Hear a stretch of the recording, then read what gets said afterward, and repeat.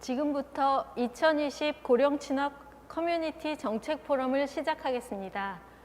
안녕하십니까. 저는 오늘 행사의 진행을 맡은 건축공간연구원 성은영입니다. 코로나19로 어느 때보다 조심스럽고 어려운 한 해를 보내고 계신 중에도 2020 고령친화 커뮤니티 정책 포럼을 개최할 수 있도록 함께해 주신 여러분들께 진심으로 감사드립니다. 코로나19 확산 방지를 위해 무관중 온라인 생중계로 진행되는 오늘 2020 고령친화 커뮤니티 정책 포럼은 발제와 토론, 온라인 생중계를 위한 최소한의 인원만이 현장에 자리하고 있으며 개인 및 시설에 대한 코로나19 방역 지침을 철저히 준수하여 진행하고 있음을 알려드립니다. 오늘 정책 포럼은 대통령 직속 저출산 고령사회위원회와 정부 출연 연구기관인 건축공간연구원이 함께 마련한 자리로서 우리나라의 고령사회 대응과 고령친화 커뮤니티 조성을 위한 복지와 건축도시의 정책 지원과 협력을 함께 논의하고자 합니다. 오늘 포럼은 건축공간연구원 박소연 원장님의 개회사와 대통령 직속 저출산 고령사회위원회 서형수 부위원장님, 보건복지위원회 김성주 의원님, 국토교통위원회 조응천 의원님의 축사를 시작으로 주제 발표와 토론의 시간을 가질 예정입니다. 앞서 말씀드린 대로 오늘 행사는 코로나19 확산 방지를 위해 개인 및 시설에 대한 코로나19 방역 지침을 철저히 준수하여 무관중 온라인 생중계로 진행됩니다. 인터넷 유튜브에서 아우리TV를 검색하시거나 아우리 홈페이지와 페이스북을 통해서 실시간으로 보실 수 있습니다. 그럼 오늘 행사의 시작으로 건축공간연구원 박소연 원장님의 개회사가 있겠습니다. 박소연 원장님을 박수로 맞이해 주시기 바랍니다.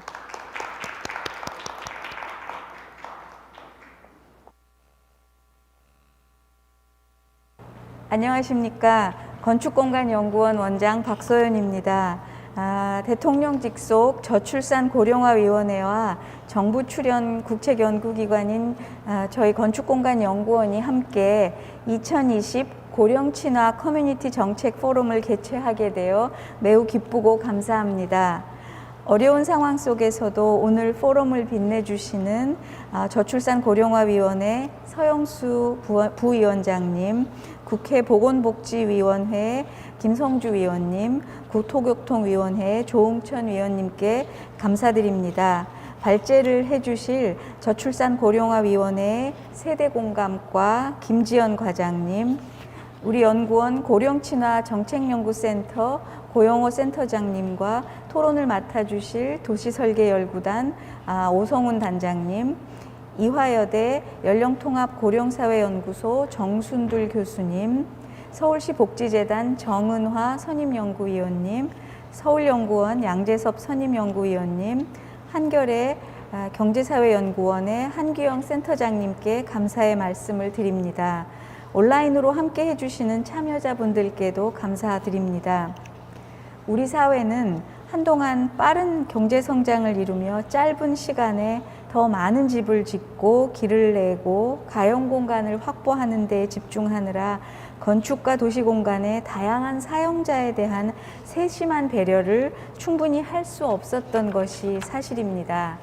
2020년 우리나라 전 인구의 15.7%에 달하는 고령 인구는 2067년에는 46.5%까지 증가할 것으로 추계되었고 전체 인구수는 1982년 수준인 3,920만 명으로 감소할 것이라 예상된다고 합니다.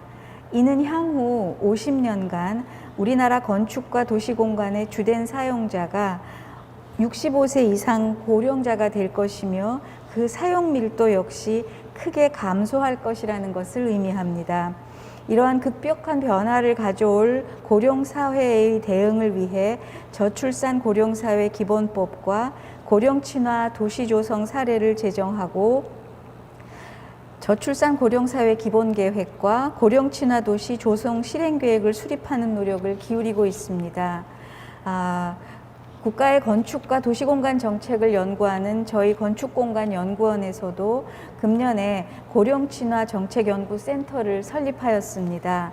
오늘 이 포럼은 저출산 고령사회위원회와 건축공간연구원이 함께 마련한 뜻깊은 자리입니다. 포럼 주제는 고령 친화, 복지와 건축도시의 만남, 약속, 기대로 하였습니다. 코로나19와 같은 어려운 여건 속에서도 온라인 생중계로라도 오늘의 정책 포럼을 마련한 것은 그만큼 우리나라 고령사회 대응과 고령 친화 생활 환경 및 커뮤니티 조성이 시급히 이루어져야 할 사안임을 우리가 모두 공감하기 때문이라고 생각합니다. 고령자를 포함하여 전 국민의 삶과 직접 연결되는 건축과 도시공간 정책 연구는 보건복지 분야와 힘을 합하여 고령사회에 대한 실효적 커뮤니티 서비스 방안을 모색해야 한다고 생각합니다. 오늘 이 자리를 시작으로 하여 고령 친화 커뮤니티 조성을 위한 양분야의 정책 지원 협력 체계가 마련되고 고령사회 대응 공간 해법의 방안이 헤아려지길 기대합니다. 오늘 함께 해주시는 모든 분들의 건강과 가정의 행복을 기원드리고 온라인으로 여러 어려움을 극복하며 지금 진행하고 있는 오늘의 포럼이 잘 진행될 수 있기를 기대드립니다. 감사합니다. 박소연 원장님 감사합니다. 다음은 저출산 고령사회위원회 서형수 부위원장님의 축사가 있겠습니다. 서형수 부위원장님을 박수로 맞이해 주시기 바랍니다.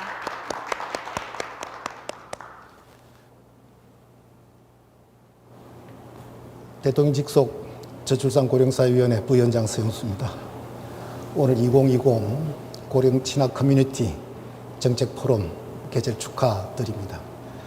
그리고 저희 위원회하고 공동으로 이 행사를 주최하시는 건축공간연구원 도현 소장님 감사드리고, 특히 이 행사를 주관하시는 고령친화 정책연구센터 고장호 센터님들 감사 말씀드립니다.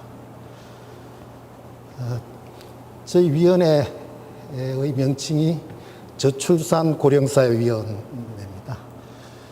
근데 저희들이 항상 이 정책 입안하면서 고민하는 부분이 과연 출산 대책과 고령사회 정책 자체의 전체적인 균형을 어떻게 맞출 것인지, 그 양 정책 간의 연결고리 이를 어떻게 많이 고민을 하고 있습니다.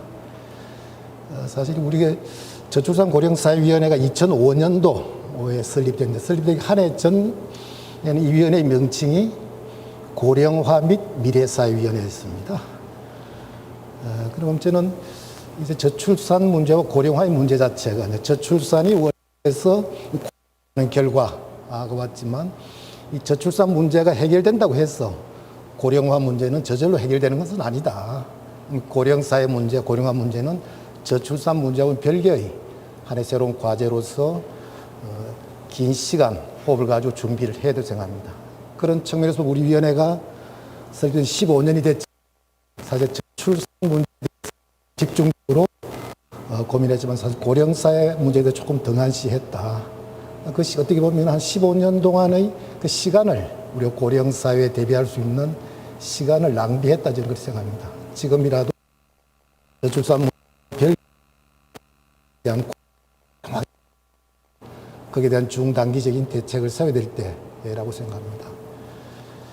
저는 감히 말씀드리지만 어떻게 보면 원인 결과 관계에서는 저출산이 고령화의 원인이었지만, 이 문제를 푸는 것은 우리 고령사회에 대해서 잘 대비를 하고 잘 우리가 이 사회 자체를 제대로 고령사회에 걸맞는 사회구조를 잘 바꾸면 거꾸로 저출산 문제도 해결될 것이다.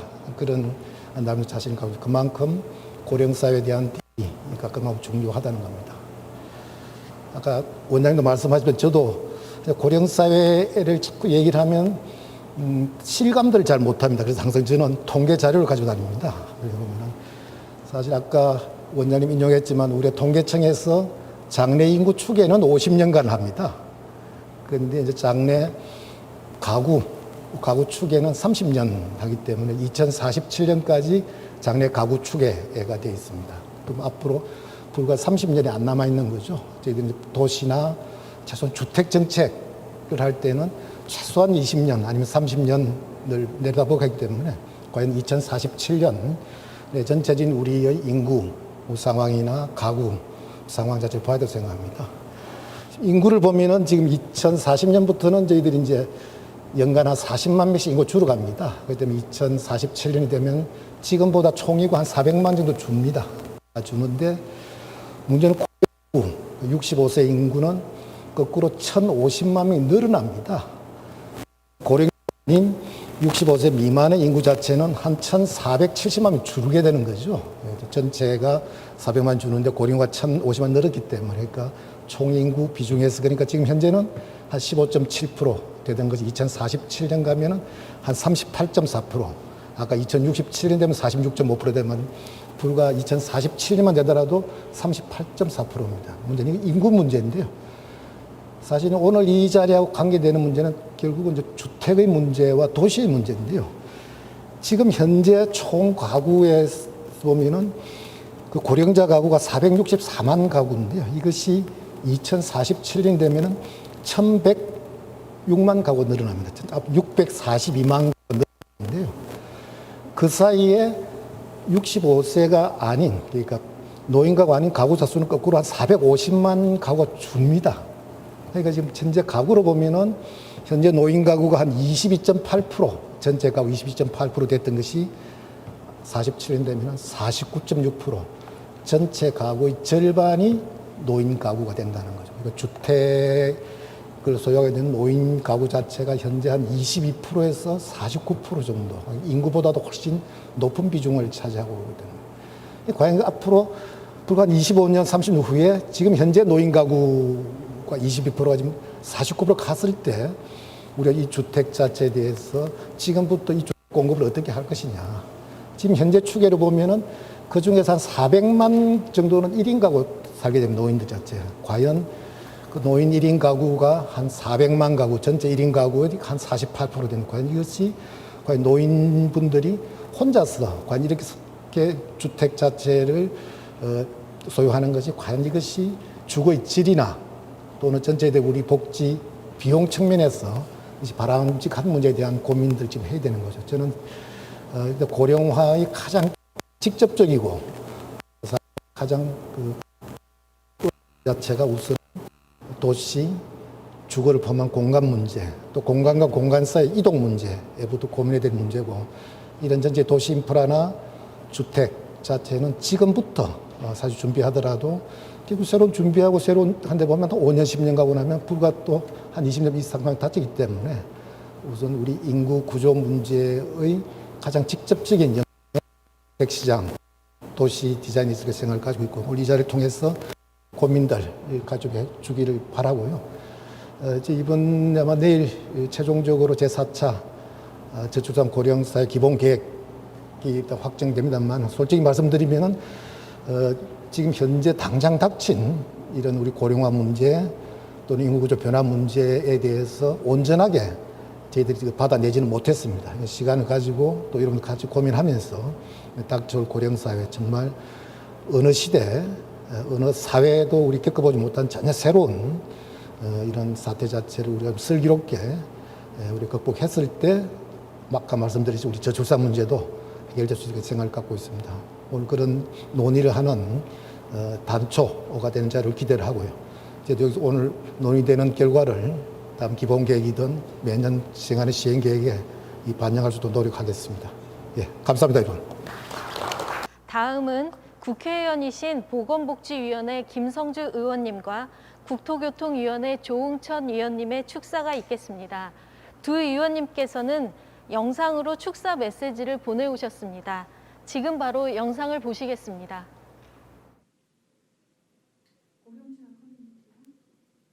안녕하세요. 국회 보건복지위원회 더불어민주당 간사 김성주 의원입니다. 고령친화 커뮤니티 2020 정책포럼 개최를 축하드립니다. 토론회를 공동 주최하신 저출산 고령사회위원회 서형수 부위원장님과 행사를 주관하는 건축공관연구원 박소현 원장님을 비롯한 관계자 여러분들께도 감사드립니다. 우리나라는 2017년 65세 이상 인구 비중이 14%가 넘는 고령 사회에 진입했으며 2025년에는 20%가 넘는 초고령 사회 진입이 예상됩니다.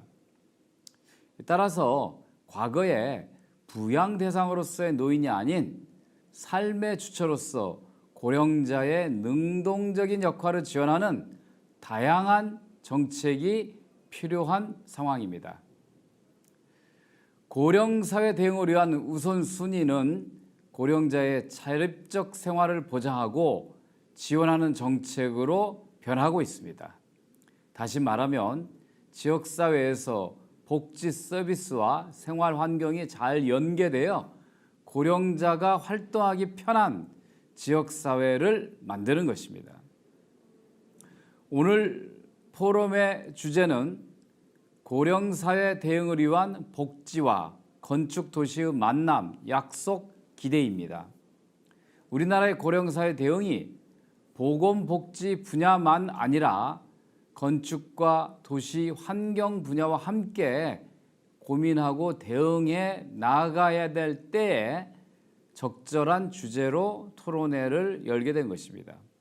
앞으로 지역사회의 돌봄이 더 사회적으로 정착돼 갈수록 지역사회가 고령층에 지속 가능한 거주 수단을 제공하는 것은 매우 중요한 일이 될 것입니다. 오늘 정책 포럼이 고령자가 활동하기 좋은 고령 친화 커뮤니티 조성을 위한 사회적 논의의 출발점이 되기를 기대합니다.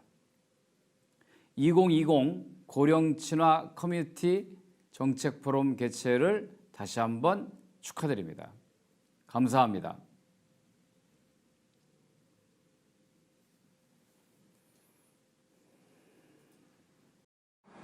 안녕하십니까. 국토교통위원회 더불어민주당 간사 조응천 의원입니다. 2020 고령친화 커뮤니티 정책포럼 개최를 진심으로 축하드립니다. 오늘의 정책포럼 자리를 마련해 주신 저출산 고령사회위원회 서영수 부위원장님과 건축공간연구원 박소현 원장님께 감사의 말씀을 드립니다. 그리고 발제와 토론을 맡아주실 전문가 여러분께도 감사의 말씀을 드립니다. 2020년 고령자 통계에 따르면 우리나라 65세 이상 고령자 10만 명당 보행교통사고 사망률은 9.7명이며 보행교통사고 부상률은 151.6명을 기록했다고 합니다. 이와 함께 고령자 가구 중 최저 주거기준 미달 가구의 비중은 3.9% 수준으로 나타났습니다. 이는 OECD 국가 중 하위 수준으로 우리나라 고령자의 안전과 생활 환경에 많은 개선이 필요하다는 것을 보여주는 것 같습니다. 특히 천만 노인 시대를 앞두고 있는 상황에서 고령자를 위한 생활 환경 조성에 대한 사회적 요구는 계속 커져가고 있습니다. 고령자가 신체적, 정신적으로 건강한 노년을 영위할 수 있도록 구체적인 정책 대안을 만들고 고령 친화적인 생활 환경을 조성하는 것이 시급하다고 할 것입니다. 오늘 포럼을 통해서 지역사회에서 고령자가 소외되지 않고 활발하게 활동할 수 있는 생활 환경을 만들기 위한 구체적인 정책들에 대한 논의가 활발하게 이루어지기를 바랍니다. 저 또한 입법적이고 정책적인 지원을 아끼지 않겠습니다. 2020 고령 친화 커뮤니티 정책 포럼의 개최를 다시 한번 축하드리며 참석해 주신 여러분들의 건승을 기원합니다. 감사합니다.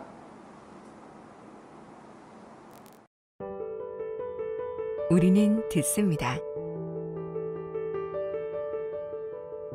일상의 공간 속 크고 작은 이야기, 그 안을 살아가는 사람들의 목소리, 그 모든 이야기를 모아 국민들의 행복한 삶터를 만들어갑니다.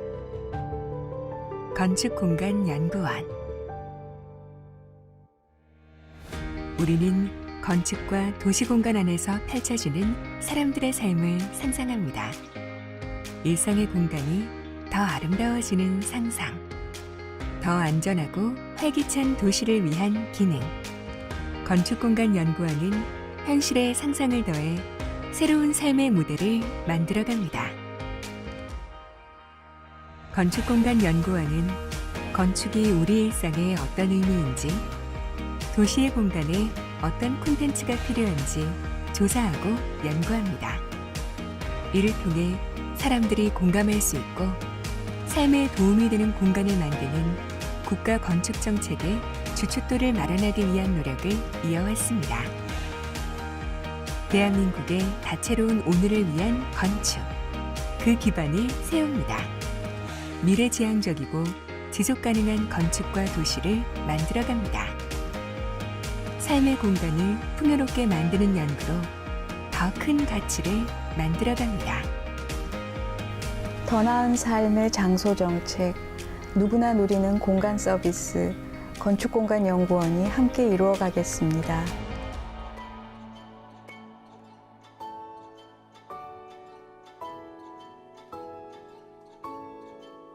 우리는 귀 기울여 듣고 또 말합니다. 어떤 공간에서 우리가 웃고 행복할 수 있는지, 모두를 위한 건축과 도시를 위해 지금 무엇이 필요한지.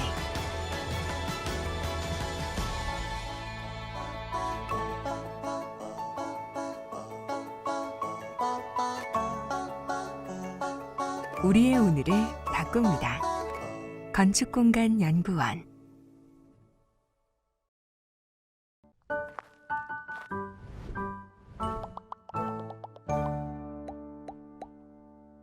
오늘 주제는 고령 친화 도시가 뭐예요? Age friendly cities and communities 이렇게 이야기를 하거든요. 그러니까 에이징 하면 이제 노인만을 이야기할 수 있는데 age friendly라고 하는 거는 모든 연령이 다 같이 사는데 어려움이 없는 그런 이제 커뮤니티를 이야기를 하는 거거든요.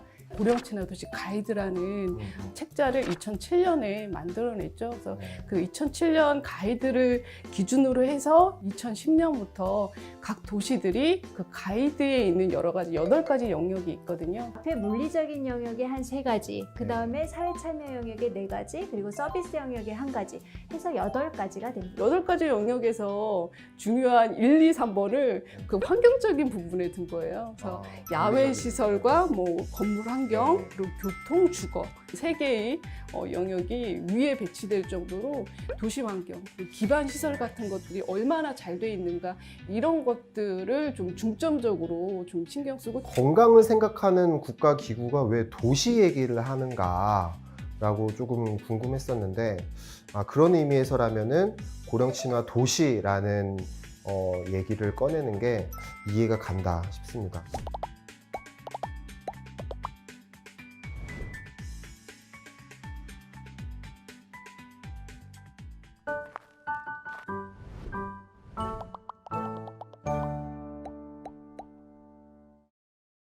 세대공감과 김지연 과장님께서 준비해 주셨습니다.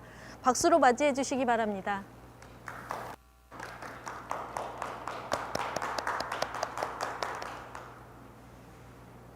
안녕하세요. 저출산 고령사회위원회 세대공감과장 김지연입니다. 오늘 정책 포럼을 준비해 주신 건축공간연구원 박수연 원장님, 그리고 오성훈 단장님과 고영호 센터장님께 감사의 말씀드립니다. 그리고 수고해 주신 모든 분들께 감사드립니다. 저는 오늘 2021에서 2025년까지 향후 5년간 추진될 4차 고령사회 기본계획의 주요 정책 방향을 발표하고자 합니다. 4차 기본계획은 지난 1년간 그 수많은 전문가들과 관계기관, 관계부처 여러분들과 논의를 거쳐서 마련되었고, 이 중에서 저는 오늘 그 주제인 고령화 분야를 총괄하였습니다. 본격적인 발제에 앞서서 이 기본계획 수립 과정에서 저희가 제기했던 그런 근본적인 질문과 어떤 패러다임에 대해서 좀 간단히 말씀드리겠습니다. 지금 모든 분들이 걱정과 우려가 많은 시기입니다. 가장 가까운 이유는 코로나19에 있을 거고요. 그리고 여기에 저출산, 고령화, 그리고 4차 산업혁명과 같은 어떤 키워드들이 좀 얽히면서 그 미래에 대한 불안이 더욱 커지고 있는 상황이라고 생각이 됩니다. 이런 상황에서 인구정책적 관점에서 앞으로 그 5년간 정부가 추진할 어떤 정책 방향을 논의하면서 저희가 집중해야 되는 가장 큰 질문은 사실 과연 좋은 고령사회란 무엇인가, 그리고 이 좋은 고령 사회를 만들어 가는데 어떤 정책이 필요한 것일까였습니다. 그리고 저희가 많은 분들과 논의를 통해서 그리고 그 마련한 이 보고서에서 그 담고자 했던 어떤 기본적인 관점은 우리가 이제 앞으로 연령 통합적인 사회를 지향해야 한다는 어떤 그런 관점이었습니다. 연령 통합적 사회란 그 학자분들이 많은 논의를 하고 있는데 그 연령에 따라서 구애받지 않고 개인이 그 자유롭게 역할을 하고 그리고 다양한 연령이 어떤 그 배려 없이 공존하는 사회 정도로 이해할 수 있습니다. 따라서 그 장기적인 관점에서 어떤 긴 호흡을 가지고 각종 사회제도의 연령 배리어를 없애고 그리고 고령층도 공동체에 속해서 많은 역할을 할 수 있는 사회 구조로 전환할 수 있는 그런 방향들을 모색하고자 했습니다. 두 번째로는 베이비 부머의 고령화 그리고 신중년, 욜드 같은 그런 어떤 그 다른 특성을 가진 고령자들이 등장하고 있기 때문에 더 이상은 부양 대상으로서의 노인이 아니라 능동적인 삶의 주체로서의 고령자를 위한 정책이 필요하다는 것이 기본적인 내용이었습니다. 경제적인 관점에서는 그 우리 사회 그 생산성 유지를 위해서 중고령자들이 그 노동력을 활용해야 되고 그 어떤 소비력을 유지해야 경제 구조가 지금의 상태를 지속 가능하다라는 이야기들이 있고요. 또 한편에서는 철학적 관점에서는 자아 실현을 위한 어떤 일과 참여 그런 것들이 이제 인간으로서 기능하는 것의 가장 본질이기 때문에 고령자들이 일과 참여가 중요해야 가능해야 어떤 좋은 공동체가 되고 행복한 고령사회가 될 수 있다라고 이야기를 합니다. 어떤 논리를 따르든 그 우리에게 필요한 방향은 중고령자가 자신이 원하는 방식으로 자신의 역량을 발휘하면서 또 자기가 결정하는 삶을 살아갈 수 있도록 하는 그런 사회 구조가 필요하다라는 것이었습니다. 그래서 이 마지막으로 이런 어떤 그 기본적이고 추상적인 방향성을 좀 더 구체적인 삶의 영역과 연결을 해보면 결국 그 행복한 고령사회 아니면 좋은 고령사회에 대한 그 해답은 오늘의 주제인 공동체 그리고 커뮤니티에서 찾아야 된다는 것이 아닌가라는 생각입니다. 그래서 이 기본 계획에서도 이런 커뮤니티 중심의 정책들이 많이 담겼고 그리고 지역사회와 함께 고령자의 삶의 전반을 어떻게 하면 준비할 것인가 하는 이야기들을 담고 있습니다. 네, 서두는 이 정도로 마무리하고 제가 발제를 드리도록 하겠습니다. 네, 오늘 발제 순서입니다. 우선 첫 번째 파트에서는 그 인구구조 변화 현황 및 고령사회 정책 추진 방향에 대해서 말씀을 드리고 그리고 각 분야별로 어떤 정책들을 추진할 것인가에 대해서 말씀드리도록 하겠습니다. 인구구조 변화의 현황과 전망 파트입니다. 1983년부터 그 우리나라가 저출산 현상이 시작이 되었고 한 35년 이상 지속되고 있습니다. 그리고 초저출산 현상이 또 한 15년 정도 지속이 되고 있으면서 아주 굉장히 이제 좀 출산율이 낮은 상황이고요. 그리고 이에 따라서 총 인구는 2040년 이후 연평균 40만 명씩 감소가 됩니다. 특히 올해 2020년은 인구의 그 자연 감소가 현실화되는 첫 해입니다. 그래서 2019년 11월 이후부터 이제 사망자 수가 그 출생아 수를 넘는 그런 감소가 시작이 되었고 이제 계속 본격화되고 있습니다. 이에 따라서 연령 구조가 그 삼각형에서 역삼각형형으로 이제 변화가 지속이 되면서 우리 이제 부양 부담이라든가 이런 것들이 이제 문제가 제기가 되고 있습니다. 인구 변화의 영향입니다. 이러한 인구 구조의 변화가 우리 사회의 그 주류가 이제 고령 인구로 변화될 전망입니다.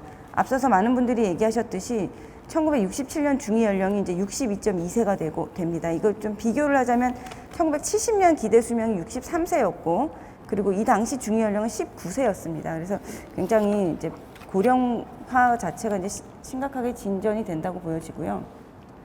이러한 인구 구조의 변화는 경제 성장 저하 그리고 재정 부담 심화 이런 이제 것들이 우려가 되고 있습니다. 그리고 사회 영역별로 고용, 교육, 의료, 주택 그리고 각 영역별로 일부는 초과 공급 또 일부는 초과 수요가 발생하면서 수급 불균형이 발생하면서 이제 많은 이제 그동안 우리 사회를 유지해왔던 어떤 균형들이 좀 깨져가 나가게 되지 않나라는 우려가 있습니다. 그리고 이에 따라 세대 간, 지역 간 격차와 불확실성이 심화될 것이라고 생각이 됩니다. 그리고 세대 간 갈등과 불평등의 심화, 이는 이제 고령자의 부양 비용과 서비스를 둘러싼 그 세대 간의 인식과 수요의 간극이 심화되고 또 지역 간의 격차, 그 수도권 인구 집중 과밀 같은 것들이 이제 저출산의 핵심 요인이면서 그 비수도권 지역은 고령화를 가속화시키는 요인이 되고요. 그래서 커뮤니티 단위에서는 인구 구조 변화가 조금 더 이제 심각하게 진전이 된다는 이야기들이 많이 있습니다. 그리고 인구 구조 변화가 기술 변화를 또 결합하면서 이로 인한 불확실성이 증대돼서 여러 가지 이제 변화가 예상이 되고 있습니다. 네, 저출산 고령사회 기본 정책은 2006년부터 시작을 했고요. 1차, 2차, 3차를 거쳐서 현재 지금 4차 기본계획을 수립 중에 있습니다.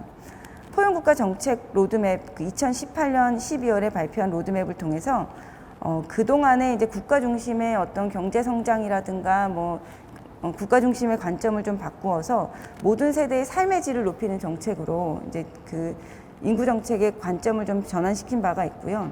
그리고 정부적으로 좀 백화점식 보다는 집중적으로 추진한 핵심 과제 중심으로 저출산 고령사회 기본계획을 재구조화한 바 있습니다. 2020년 그 현재의 정책 여건은 어떤 기대 수명이 증가함에 따라 노년기가 그 삶의 중요한 시기라는 인식이 확대되고 있습니다. 94년에서 20년의 기대 수명은 노년기가 한 10년 정도 증가했고요. 그렇지만 그럼에도 불구하고 고령자의 건강, 소득, 일자리 등 어떤 삶의 여건은 아직까지 나아지지 못한 상황입니다. 그리고 베이비붐 세대의 고령 단계 진입으로 인해서 어떤 선제적 대응이 필요한 상황이라고 판단하고 있습니다. 현재 고령 세대하고는 조금 다른 어떤 이질적인 특성을 지닌 그 베이비붐 세대를 고려한 정책들이 좀 본격적으로 등장할 필요가 있다라고 보고 있고요. 그리고 세 번째로는 그 초고령 사회로 이행이 되기 때문에 어떤 사회 전반적인 그 변화가 요구되는 상황입니다. 인구의 충격 완화 적응과 함께 어떤 삶의 질 제고가 필요하고 그리고 향후 5년간 그리고 고령사회 대응을 위한 국민적 공감대 형성과 사회 혁신에 좀 집중할 필요가 있다라고 보여집니다. 그래서 4차 기본계획 정책의 그 추진 방향입니다. 4차 기본계획은 모든 세대가 함께 지속가능한 행복한 지속가능 사회를 그 비전으로 제시하고요. 첫 번째 목표는 이를 달성하기 위한 목표로 개인의 삶의 질 향상, 그리고 성평등하고 공정한 사회, 인구 변화 대응, 사회 혁신 세 가지의 목표를 하고자 합니다. 이를 달성하기 위한 추진 전략으로 첫 번째는 함께 일하고 함께 돌보는 사회, 그리고 건강하고 능동적인 고령 사회, 모두의 역량이 발휘되는 사회, 네 번째로 인구구조 변화에 대한 적응과 도약, 네 가지의 전략을 마련하였습니다. 그리고 각 전략별로 5가지의 핵심 과제를 담고 있습니다. 첫 번째, 함께 일하고 함께 돌보는 사회는 저출산을 중심으로 정책들이 좀 제시되고 있고요.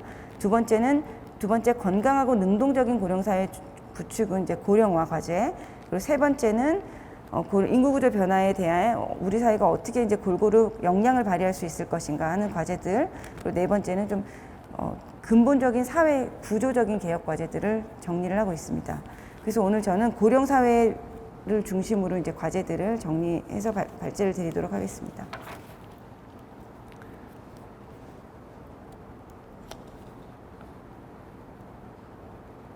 네, 첫 번째 고령사회 대응 주요 정책의 첫 번째 과제입니다. 지역사회 계속 거주를 위한 통합적 돌봄입니다. 바로 이제 커뮤니티 케어 부분인데요. 커뮤니티 케어에서 이 지역사회가 계속 필요한 중요한 이유는 지역사회에 계속 거주하는 것을 사람들이 많이 원하고 있음에도 불구하고 어떤 돌봄 기반이라든가 사회적 지원이 부재해서 병원과 시설을 선택할 수밖에 없는 그런 점에 있습니다. 그래서 사회적 입원, 재활 난민 이런 표현으로 제기가 되는 사회적 문제들이 지금 지속이 되고 있고요. 그리고 특히 또 코로나19로 인해서 근데 이러한 시설 중심의 노인 돌봄 체계가 얼마나 이제 취약한지 이런 것들이 좀 드러나는 계기가 된 바 있습니다. 그리고 재가 기반 요양 돌봄 체계는 좀 미흡한 상황입니다. 이 재가라는 것이 이제 집에 있으면서 돌봄받을 수 있는 체계인데 그런 것들이 미흡하다는 문제점, 그리고 고령자의 의료 돌봄, 서비스 연계, 어떤 통합적인 서비스가 지금 커뮤니티 단위에서 제공되고 있지 않다는 그런 한계들이 있습니다. 그리고 네 번째는 고령층이 이제 그 죽음에 있어서 이제 자기 생애 말기에 대한 자기 결정권을 중요하게 생각하지만 실제 어떤 죽음 준비는 그 뭐 장례라든가 상조의 가입 같은 임종 준비에만 집중하고 있어서 약간 생애 말기 후기 고령자들의 삶에 대해서는 조금 이제 그 지역 사회를 계속 거주하면서 좀 자기 결정적 삶을 살 수 있게 하는 어떤 기반이 조금 미흡한 그런 현황입니다.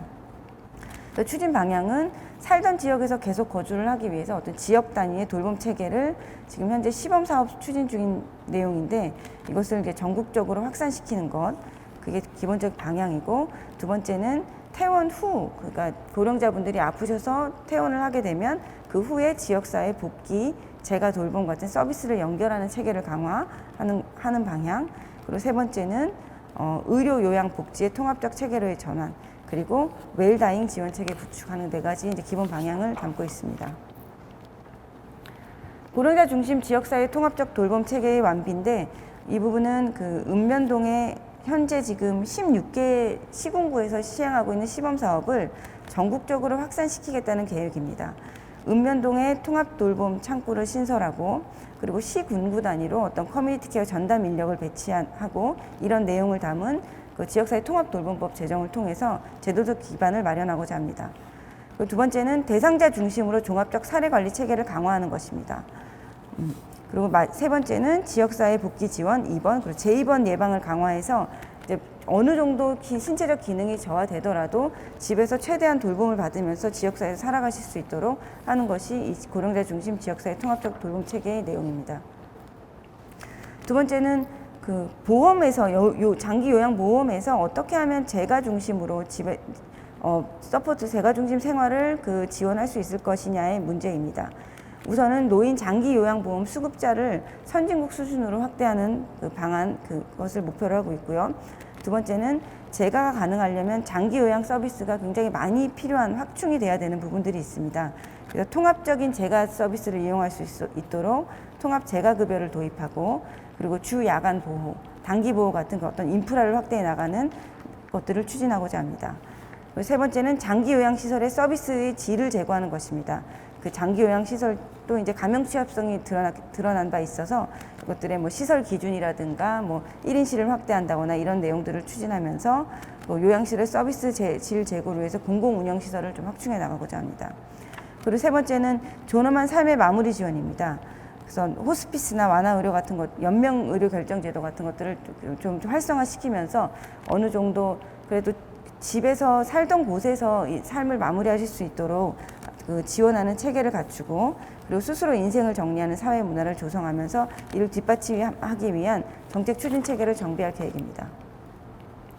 두 번째는 고령 친화적 주거 도시 환경을 조성하는 것입니다.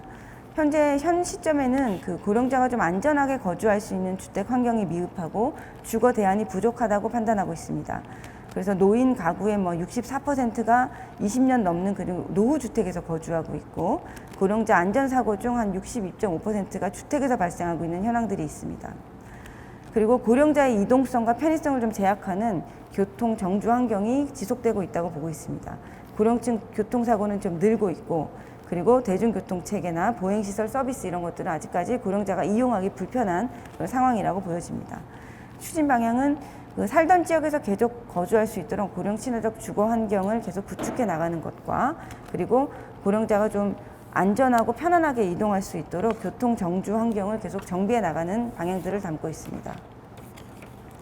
그래서 고령 친화적 주택 공급 확대를 위해서 고령자 복지주택을 공급하는 것과 뭐 고령자 복지주택 이용 대상을 좀 더 확대하는 것 그리고 고령자의 서비스가 근데 이 두 가지 정책들은 사실 저소득층 중심의 공공임대 방식이거든요. 그래서 이런 것들을 넘어서서 중산층 고령자들까지도 이제 이용할 수 있도록 그 중산층의 그 주거 대안을 좀 더 넓혀보자는 취지에서 고령자 서비스 연계주택의 모형을 개발하는 그런 과제들을 제시를 하고 있습니다. 그리고 고령자 맞춤형 주택 개조에 대한 지원 확대를 통해서 건강 상태가 악화되었을 때 어떤 방식으로 주택을 개조하면 조금 더 편안하게 사실 수 있는지 그런 것들을 좀 지원해 나가는 사업들을 해 나갈 계획이고요. 그리고 세 번째는 고령 친화 커뮤니티의 그 확산을 좀 시키기 위한 기반 마련을 위해서 지역 고령 친화 지표 개발 및 평가를 추진하고자 합니다.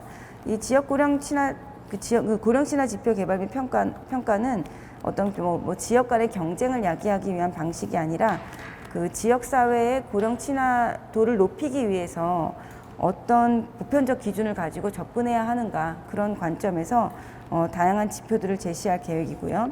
그리고 서구와 일본에서 많은 이제 사례들이 있는데, 약간 한국판 은퇴자 복합단지라는 것들은 좀 시범 조성을 통해서 하나의 주거 대안을 또 제시해 보고자 합니다.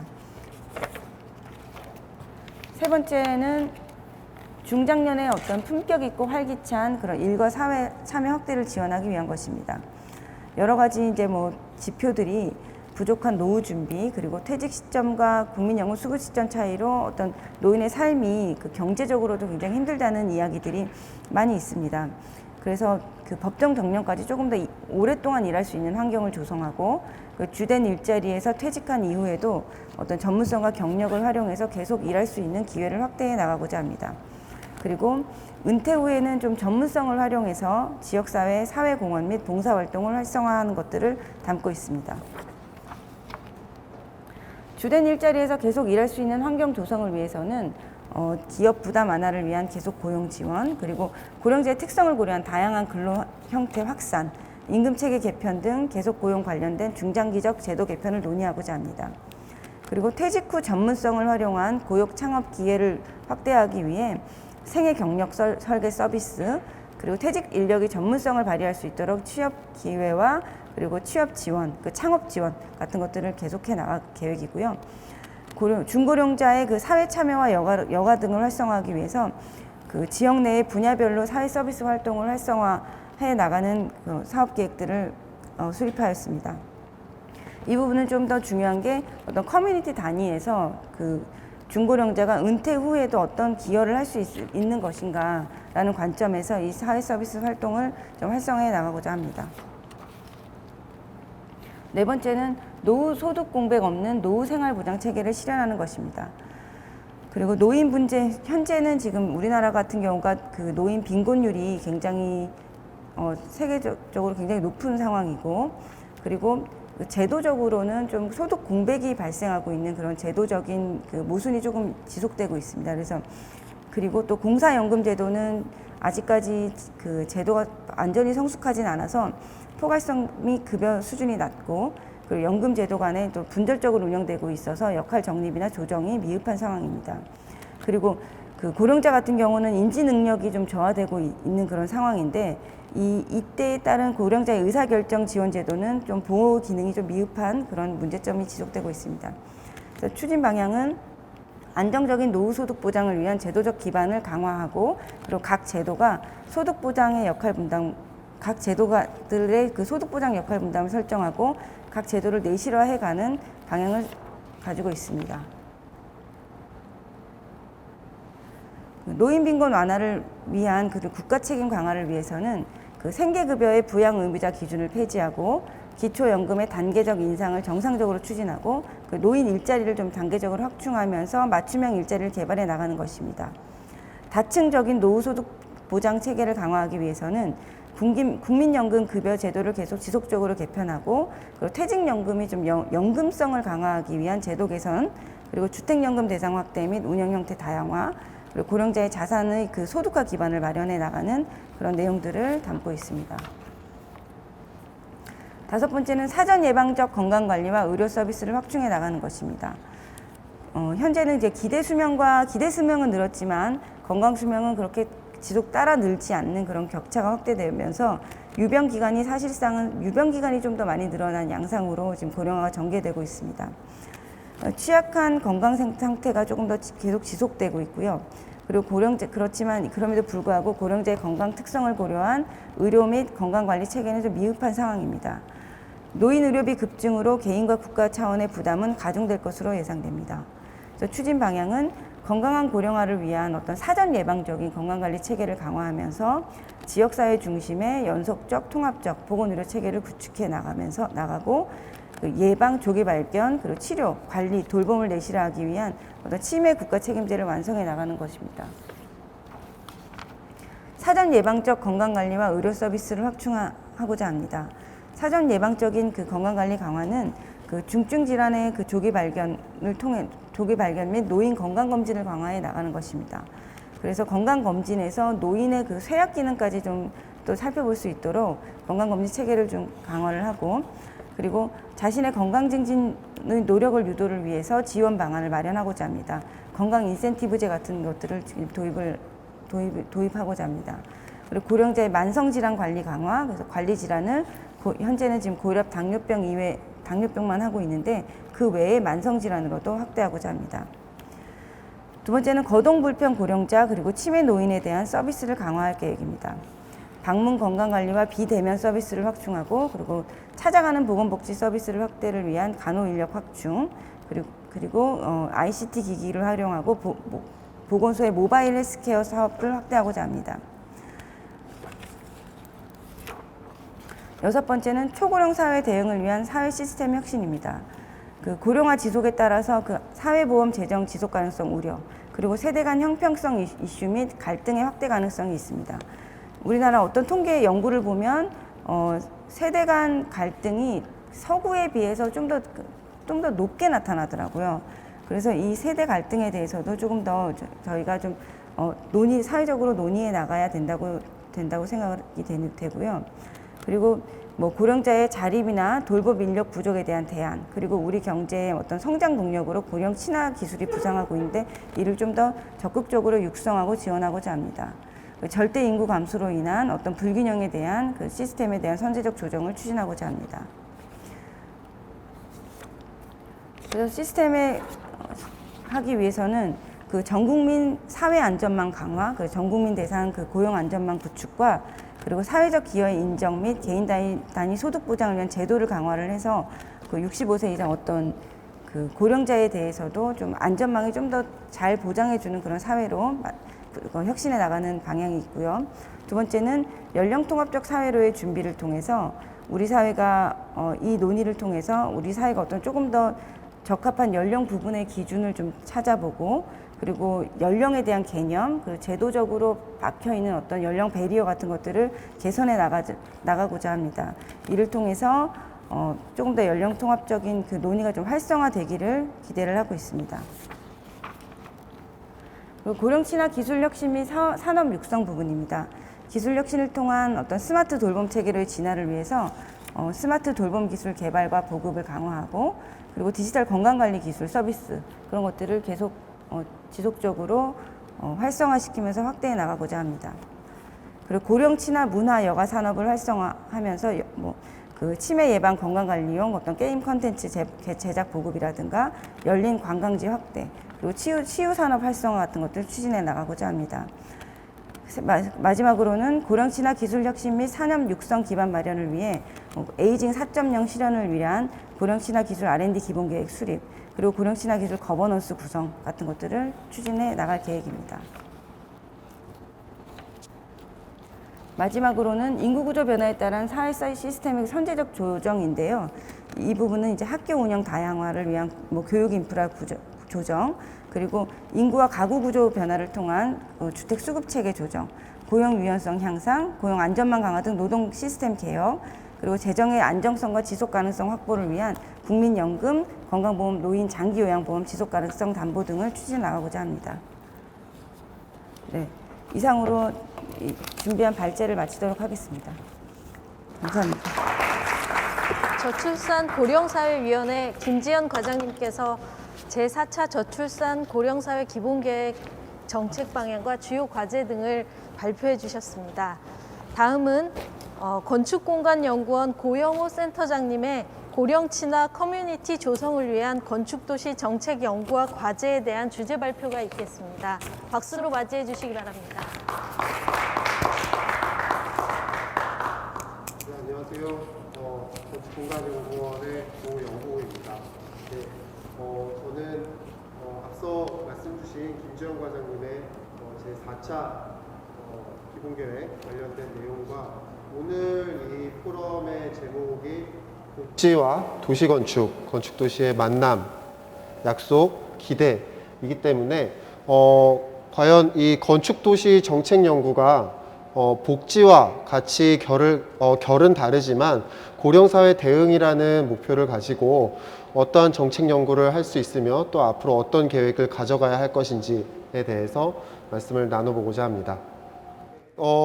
제가 말씀드릴 것은 크게 세 가지로 이게 어떤 연구를 왜 해야 하며 그 다음에 어떤 연구를 좀 할 수 있으며 해왔으며 또 어떤 계획을 갖고 있는지에서 조금 짧게 말씀드리도록 하겠습니다.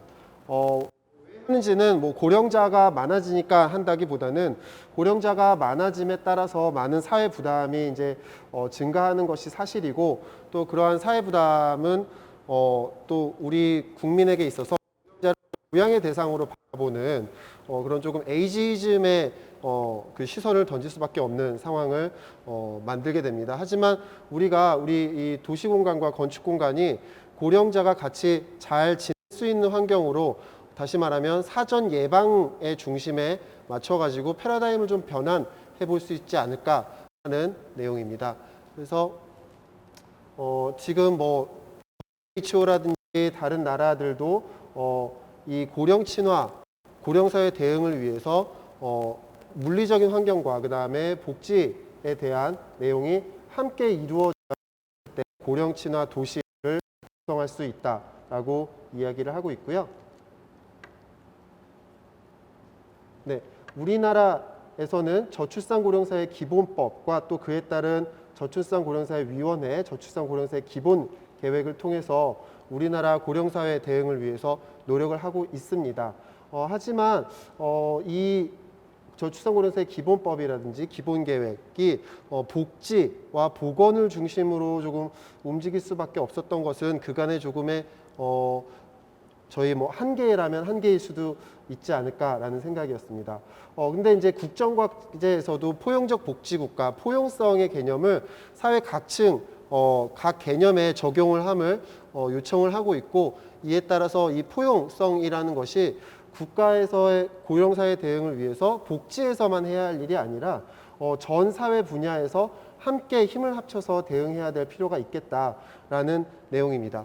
하지만 이게 사실 실제 우리 지역사회와 지자체에서는 실제로 고령사회 대응과 고령친화 도시 조성을 위해서 많은 사업들을 미리 선제적으로 또 준비하고 움직이고 있었습니다.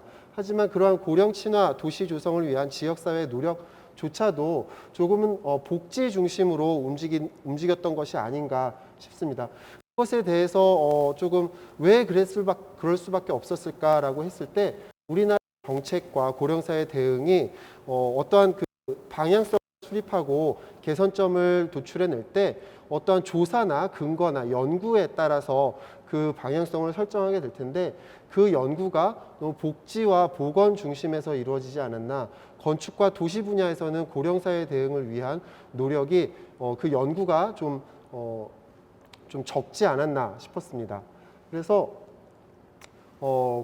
건축공간연구원에서는 올해 고령친화 정책연구센터를 설립을 하고 고령사회 대응을 위해서 복지 분야의 정책 연구와 더불어서 건축도시에 대한 정책 연구 그리고 정책 개선에 대한 근거를 함께 마련해서 우리나라의 고령사회 대응과 고령친화 커뮤니티가 조성되는 데에 복지와 건축 도시가 비물리와 물리가 함께 어우러져서 고령사회 대응을 할 수 있는 노력을 함께 진행해 보려고 합니다.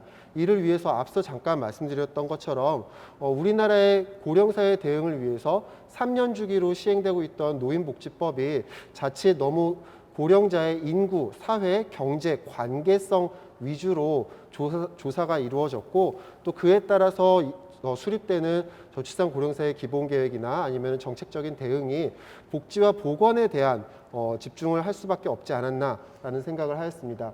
그래서 하지만 고령자 입장에서는 어르신 입장에서는 그냥 내 동네에서 내 집에서 살아가는데 복지 서비스뿐만 아니라 당장 피부로 와 닿는 건축 공간과 도시 공간이 그 어르신들에게 어떻게 인식되고 어떠한 불편함이 있는지를 조사할 필요가 있겠다라고 생각을 하여 고령자 어르신들의 도시환경 인식 만족도 조사를 실시하여 보았습니다.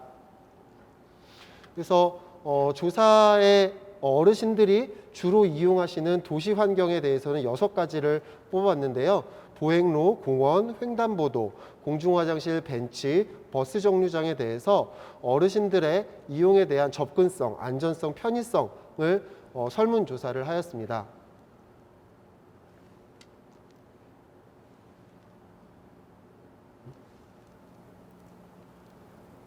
네, 설문은 2020년 7월부터 8월까지 2개월에 걸쳐 진행되었고 제주도를 제외한 16개 시도를 대상으로 총 1,600명의 어르신을 대상으로 표본 조사를 시행하였습니다.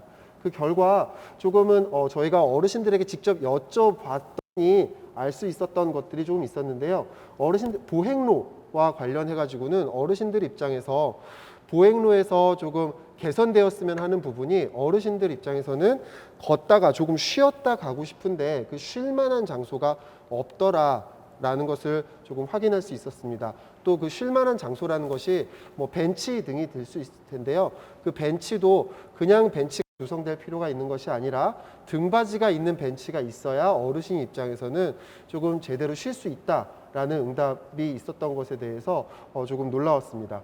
그리고 횡단보도 같은 경우에는 어르신들 입장에서 한 번에 건널 수는 있다. 하지만 내가 한 번에 건너려면 정말 전력 질주를 해야 하는 상황이다. 그래서 횡단보도의 그 횡단 시간이 훨씬 더 충분할 필요가 있다라는 것을 알 수 있었고요.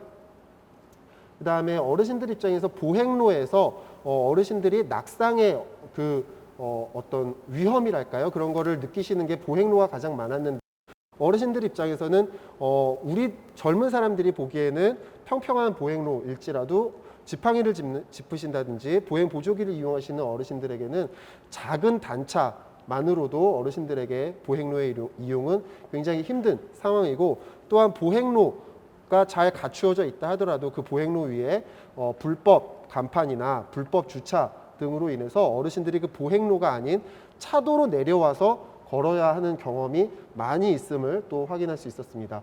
또한 어르신들이 지역에서 가장 필요한 시설들도 확인을 할 수 있었습니다. 이러한 어르신들에게 실제로 어떠한 것이 편하시고 어떠한 것이 불편하세요라고 여쭤보는 정성적인 조사와 함께 실제로 우리 동네의 환경이 고령사회를 대응함에 있어서 정량적으로 어떠한 현황을 갖고 있는가를 측정하는 것도 함께 진행을 해보았습니다. 이른바 지역사회 생활환경의 고령 친화도 진단이라고 할 텐데요.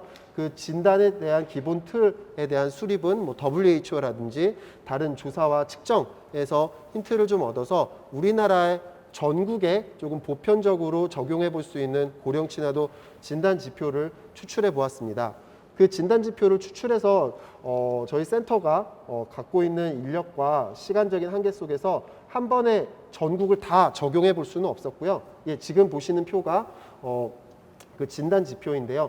앞서 말씀드렸던 설문조사와 마찬가지로 6개의 시설과 장소를 집중하여서 고령 친화도 현황을 측정해 볼 수 있는 진단 지표인데 기본적으로 이러한 진단 지표는 전문가가 꼭 진단을 하는 것이 아니라 지역사회에 계시는 공무원분들이나 아니면 뭐 더하기 빼기 그다음에 통계청 들어가서 자료를 다운로드 받을 수 있는 정도의 능력만 갖고 계신다면은 그 우리 동네에 고령 친화도를 진단하기 위해서는 이런 통계 자료를 내가 어디서 다운받아서 이것과 이것을 곱하고 나누고만 한다면은 지표가 나올 수 있게 그런 식으로 조금 간단하게 고령 친화도를 진단해 보실 수 있는 진단표를 도출해 보았습니다. 또한 각 진단의 영역과 항목들이 그 단위와 그 셈법이 다르기 때문에 이것을 표준 점수화할 수 있는 방안을 같이 고려하였습니다.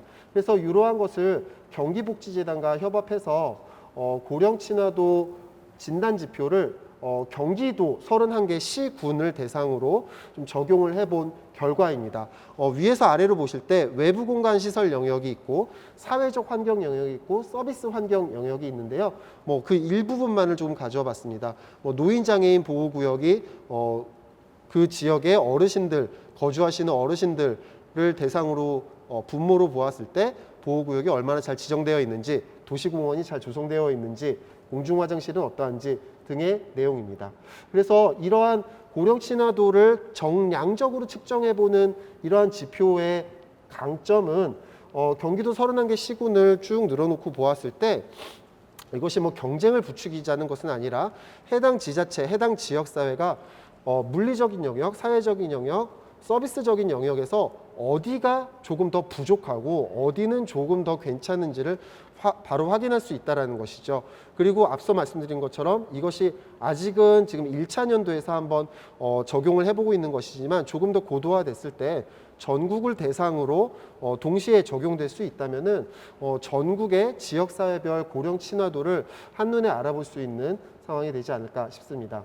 또한 우리가 4차 저출산 고령사회 기본계획에서도 잠깐 얘기가 나왔지만 고령 친화 커뮤니티, 어르신들을 위한 지역사회 혹은 동네라고 했을 때 도대체 그러면 어르신들을 위한 동네는 어디서부터 어디까지가 동네인 것인가? 어르신들은 어디서부터 어디까지 돌아다니시는 것이 보통일까라는 것을 우리가 알 때 그러한 공간적인 범위를 대상으로 1차적인 어떤 정책 지원이 이루어진다든지 그러한 것들이 필요하겠다라는 생각이었습니다. 그래서 어르신들을 대상으로 어르신들의 일상 생활권이 어느 정도 되는지를 GPS로 실증 조사해 본 것입니다.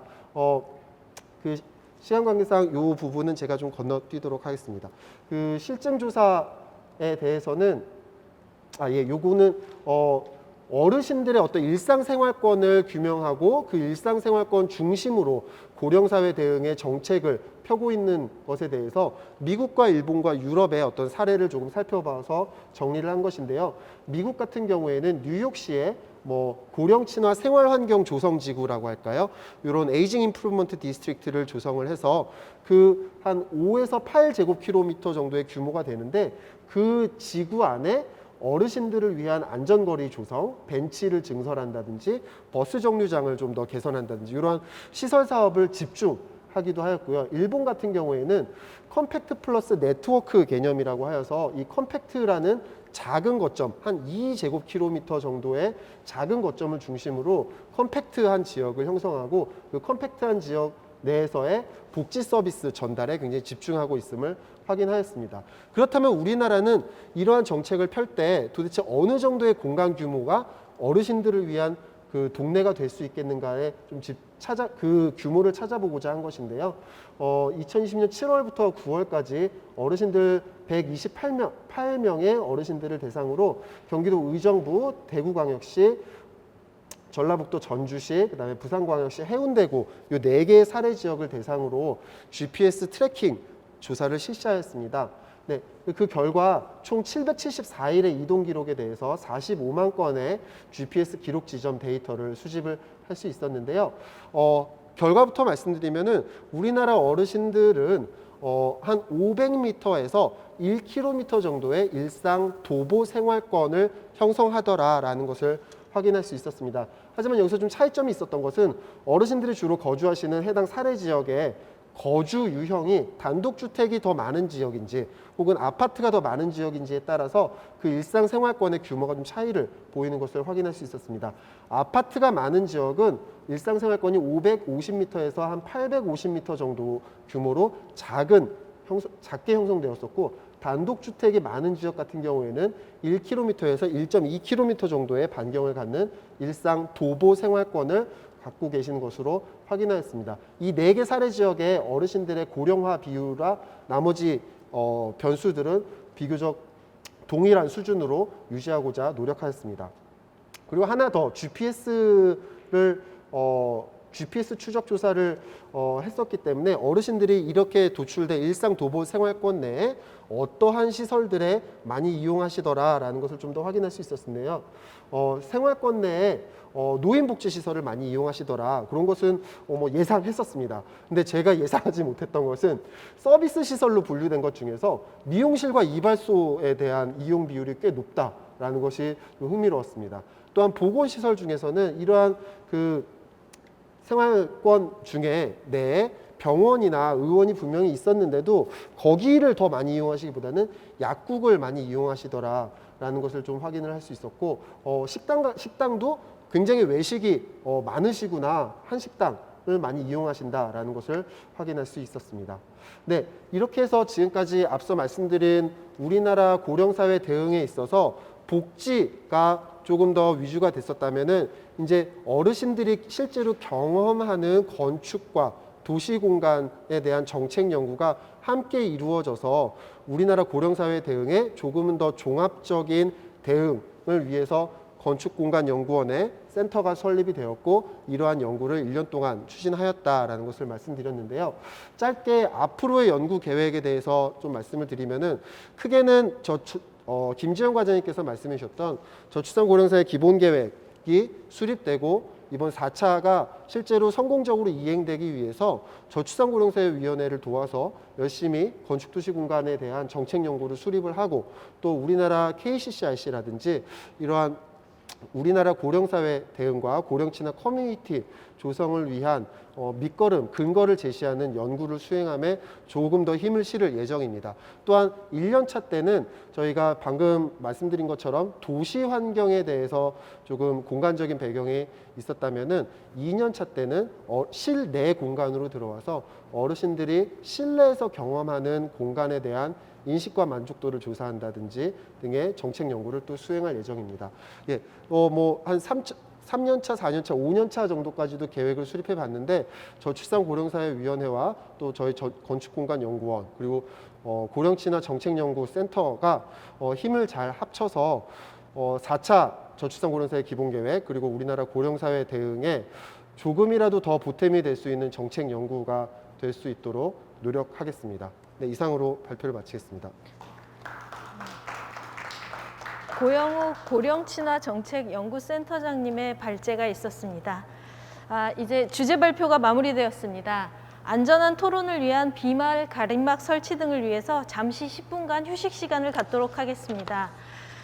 토론자분들께서는 다소 불편하시더라도 토론을 준비하시고 담소를 나누시는 동안에도 마스크를 계속 착용하여 주시기 바랍니다. 우리는 듣습니다.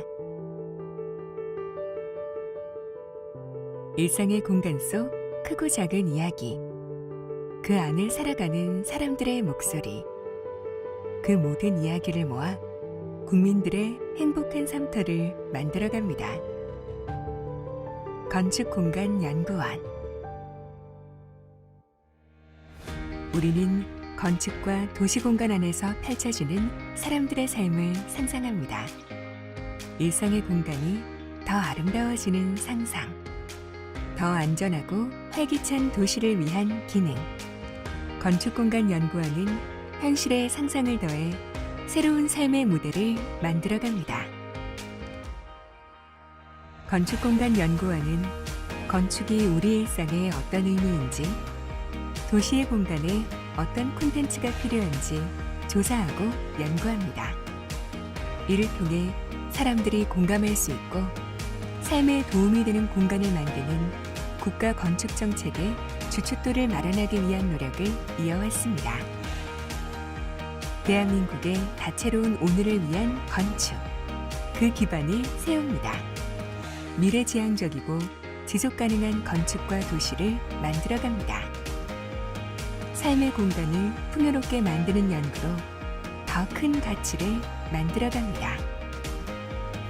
더 나은 삶의 장소 정책, 누구나 누리는 공간 서비스, 건축공간연구원이 함께 이루어가겠습니다.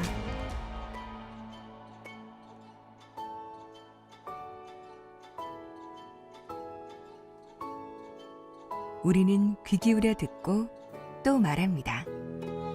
어떤 공간에서 우리가 웃고 행복할 수 있는지, 모두를 위한 건축과 도시를 위해 지금 무엇이 필요한지.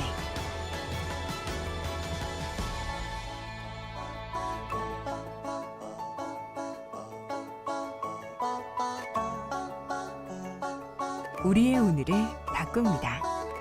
건축공간연구원.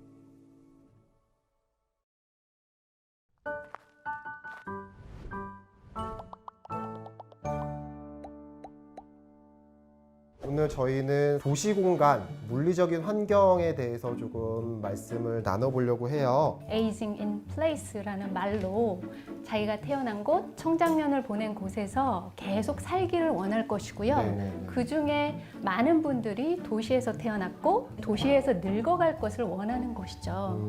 예. 그 동네가 문제가 있다, 아니면은 불편하다라는 게 있을 텐데, 저는 한 6가지 정도를 꼽아봤는데, 보행로, 횡단보도, 공원, 벤치, 공중화장실, 버스 정류소. 기본이 되는 거는 보행이 아닌가 싶어요. 왜냐면은 고령친화 정책연구센터에서 전국의 한 1,600명의 고령자분들을 대상으로 요 6가지 시설에 대해서 이용하시기에 편하세요? 아니면 불편하신 건 없으세요? 이런 걸 여쭤봤는데, 의외의 결과가 나왔던 게 벤치 걷다가 내가 중간에 힘들면 잠깐 앉아 쉬어야 되는데 그 벤치가 제대로 조성이 안 돼 있다는 거죠. 보고서에 보면은 도시와 정주, 그다음에 주거 환경, 그다음에 교통 환경, 이 3가지 꼭지가 물리적인 우리 환경과 굉장히 연결되어 있는 요소였더라고요. 반드시 이 3가지를 꼭 고려한 어떤 디자인, 그 다음에 계획, 이런 것들이 있어야만 한다라는 것들입니다.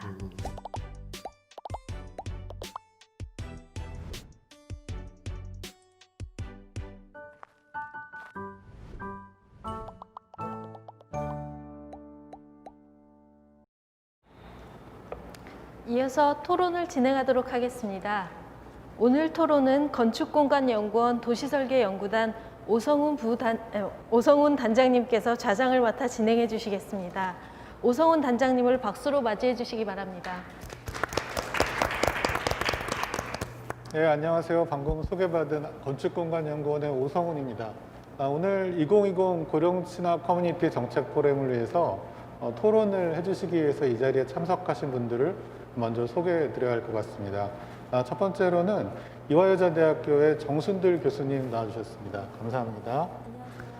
네, 다음으로는 서울시 복지재단의 선임연구위원으로 계시는 정은하 박사님께서 와주셨습니다. 감사합니다. 네, 다음으로는 서울연구원의 선임연구위원으로 계시는 양재섭 박사님 와주셨습니다. 감사합니다. 한겨레 경제사회연구원 사회정책센터 센터장이신 한기영 센터장님 나오셨습니다. 감사합니다. 네, 그리고 오늘 발제해 주신 두 분도 같이 토론에 참석해 주셨습니다. 감사를 드립니다.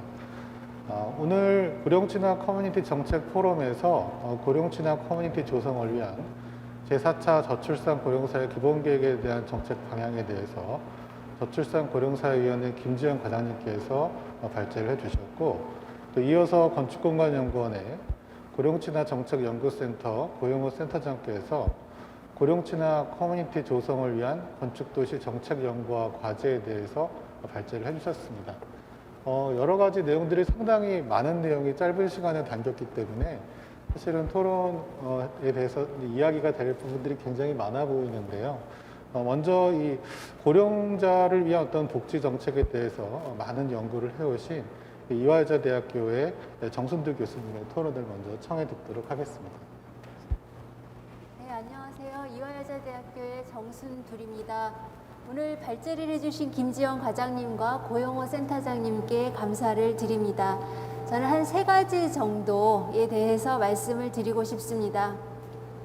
첫 번째는 이제 에이징 인 플레이스, 즉 지역사회에서 계속 거주라는 개념과 고령친화 커뮤니티, 에이지 프렌들리 커뮤니티라고 하는 두 개념은 사실은 저는 뗄래야 뗄 수 없는 개념이라고 봅니다.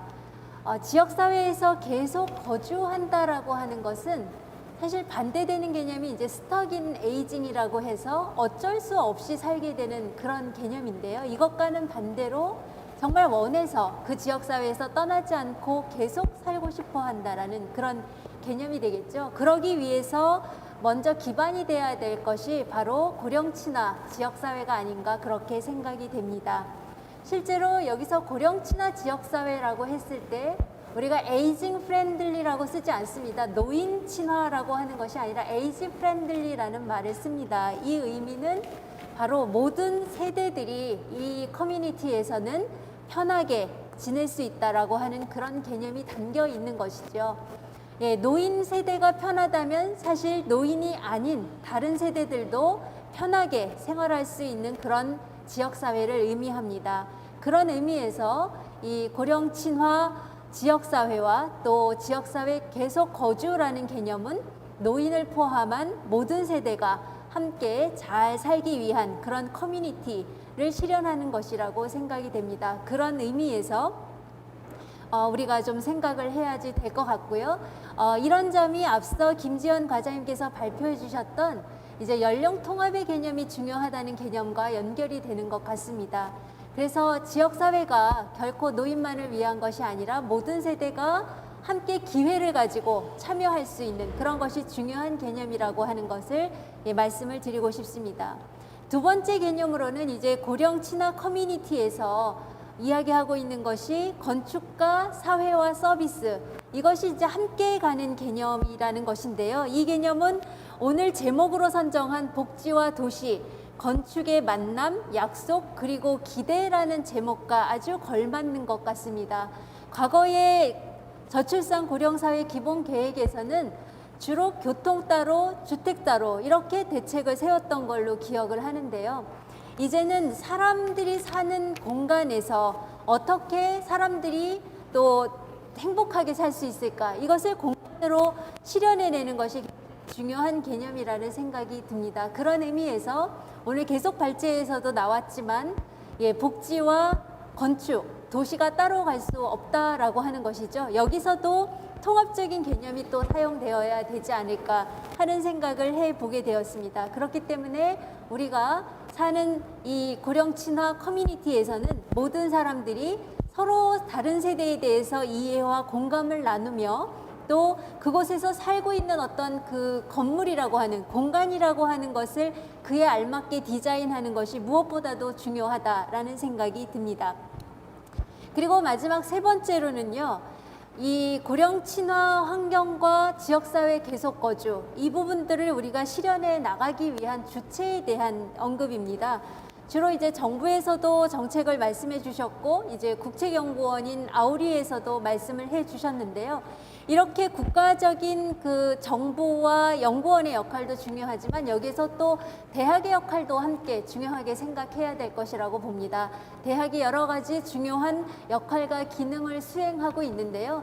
이제 정부 정책과 또 국책연구원 그리고 대학이 함께 힘을 합쳐서 이러한 고령 친화 커뮤니티 그리고 지역사회 거주를 실현하기 위한 그런 계획들을 함께 추진해 나가야 되지 않을까 그렇게 생각합니다. 네, 감사합니다. 네, 교수님 감사합니다. 교수님 말씀을 듣고 보니까 이게 통합이라는 용어가 계속해서 떠오르는데요. 또 연령 간의 통합도 있고 또 복지 정책과 공간 정책의 통합이라는 측면, 또 어떤 정책을 추진하는 여러 주체들과 플레이어들 간의 긴밀한 협력, 통합 이런 것들이 하나의 키워드로 좀 묶어서 다가왔습니다. 제가 정말 좋은 말씀 감사드리고요. 다음은 서울시 복지재단의 선임 연구위원으로 계시는 정은하 박사님께 말씀 부탁드려보겠습니다. 네, 안녕하세요. 서울시 복지재단에서 일하고 있는 정은하입니다. 앞서 두 분 발표 잘 들었고요. 저는 서울시에서 그 고령친화도시 추진 과정을 도와드렸었고 다른 도시들이 추진하는 과정들도 몇몇 도시를 지켜본 경험이 있습니다. 서울시는 2013년에 가입을 하긴 했는데요. 고령친화도시 국제 네트워크에 2010년부터 준비를 해왔었고요. 2010년 이후에 서울시가 가입하고 그리고 몇몇 도시들, 지금은 20개가 넘는 국내 지자체들이 WHO 국제 네트워크에 가입을 해 있는 상황입니다. 2010년부터 서울시가 준비를 했고 그때 부산이나 제주 이런 도시들에서 이제 중앙정부의 도움이 없는 상태에서 지자체들끼리 협력을 해가면서 논의하면서 진행을 했던 기억이 있는데요. 그런 과정에서 사실 이제 10년이 딱 됐는데 중앙정부가 관심을 적극적으로 가지거나 개입을 하신 적이 없었어요. 그 과정에서 굉장히 좀 서운하기도 하고 분명히 중앙정부가 개입하고 관심을 가질 만한 콘텐츠인데 이게 왜 이렇게 잘 안 될까라는 아쉬움이 분명히 있었는데 이제 그 건축공간연구원에서 이 진행하는 과업들이 아마 중앙정부의 새로운 국면을 가져올 것이라고 기대를 하면서 이 발표들을 들었습니다. 정말 좋은 기회가 될 것 같아서 저도 이제까지 10년 동안 못 해왔던 일들을 이쪽에서 해주셔서 너무 감사드리는 마음이고요. 저도 다른 도시들, 서울시 해왔던 과정들을 살펴보면서 제 경험에 비추어서 중앙정부에서 이런 과업들을 진행하실 때 어떤 관점으로 좀 가져가셨으면 좋을 것 같은 내용에 대해서 제안 한 가지를 드리려고 하는데요. 바로 이제 공백의 해소나 또 부족한 부분들을 찾아내서 그런 부분들을 메꿔주는 것에 대해서 좀 중요하게 생각을 하고 접근을 하셨으면 좋겠다는 생각입니다. 그래서 그런 관점에서 볼 때 제가 저출산 고령사회위원회 김지영 과장님께서 발표해 주신 내용 중에 지역사회 통합 돌봄과 그리고 지역의 고령친화 지표 개발과 평가라는 부분이 이제 좀 관심 있게 다가왔는데요. 특히 지역사회 통합 돌봄은 지금 커뮤니티 케어로 전국적으로 굉장히 많은 관심을 갖고 있고 앞으로도 더 많이 발전을 하겠죠. 근데 서울시 같은 경우는 이제 전국 중앙회 사업에 참여하지를 않고 서울형 커뮤니티 케어를 표방하면서 혹시 들어보셨는지 모르겠어요. 돌봄 SOS 센터라는 사업 정책을 별도로 마련해서 진행을 하고 있고요. 제가 요새 지금 이 사업에 관여를 하고 있는데요. 바로 이 사업이 이 공백 해소를 목적으로 만들어진 사업이에요. 그래서 저도 다른 도시들 도와줄 때나 서울시 얘기할 때도 고령친화 도시 실행계획 만들 때 가장 중요한 것은 이 기존에 있었던 것들이 정책이나 제도들이 무엇이 있는지 다 열거를 해보자. 그리고 거기에서 부족한 부분들을 밝혀내고 그것들을 메꿔주는 방법들을 생각해보자라는 얘기들을 많이 했는데 바로 그 돌봄 SOS 센터 사업 같은 경우도 물론 이제 중앙의 선도 사업도 마찬가지지만 중앙의 선도 사업은 있는 제도들을 연결시키는 데 좀 중점이 있다면 SOS 같은 경우는 이 제도 안에서 다 연결시키지 못하는 떨어져 나올 수밖에 없는 제도권 안에 들어가지 못하면 절대 서비스를 이용할 수 없는 분들이 분명히 생기더라고요. 그러니까 예를 들면 장교양 제도에서 대기하는 기간 중에 공백이 발생하는 경우나 활동지원 서비스를 받다가 노인이 되어서 장교양으로 전환하는 과정에서 발생하는 공백이라든가 이런 것들에서 제도적인 보살핌을 받지 못하는 부분들이 있고 그 부분을 공략해서 저희가 제도권 밖에 있는 부분들을 일시적으로 긴급하게 도와드리는 서비스를 하고 있는데요. 실제로 이런 것들을 해보면 우리가 미처 발견하지 못했던 욕구들이나 그런 가능성들이 정책의 가능성들이 발견되는 경우들이 많이 있습니다. 저도 실제로 체감을 하는데 이제 이 환경 쪽으로 넘어오면 환경 부분은 더 그런 부분이 더 많을 거라고 생각합니다. 특히나 고령친화 도시에서는 WHO에서 사실 뭐 그렇게 대놓고 얘기하는 건 아니지만 환경적인 요소들, 어르신들이 나올 수 있는 환경이 조성되지 않으면 활동할 수 없고 활동할 수 없으면 고령친화적이 될 수 없잖아요. 그런 것처럼 환경을 가장 중요하게 여기는데 이 환경적인 부분에 분명히 지역별로 부족한 부분들이 있을 것이고 그런 것들을 메꾸려면 어떤 근거 자료들이 필요하겠죠. 근데 이게 지역별로 접근하다 보면 한계가 있을 수밖에 없습니다. 우리 지역에서 부족한 부분들 뭐 생각하고 상상하는 것들이 있죠. 우리 지역엔 병원이 없어. 뭐 공원 가는 길이 좋지가 않아.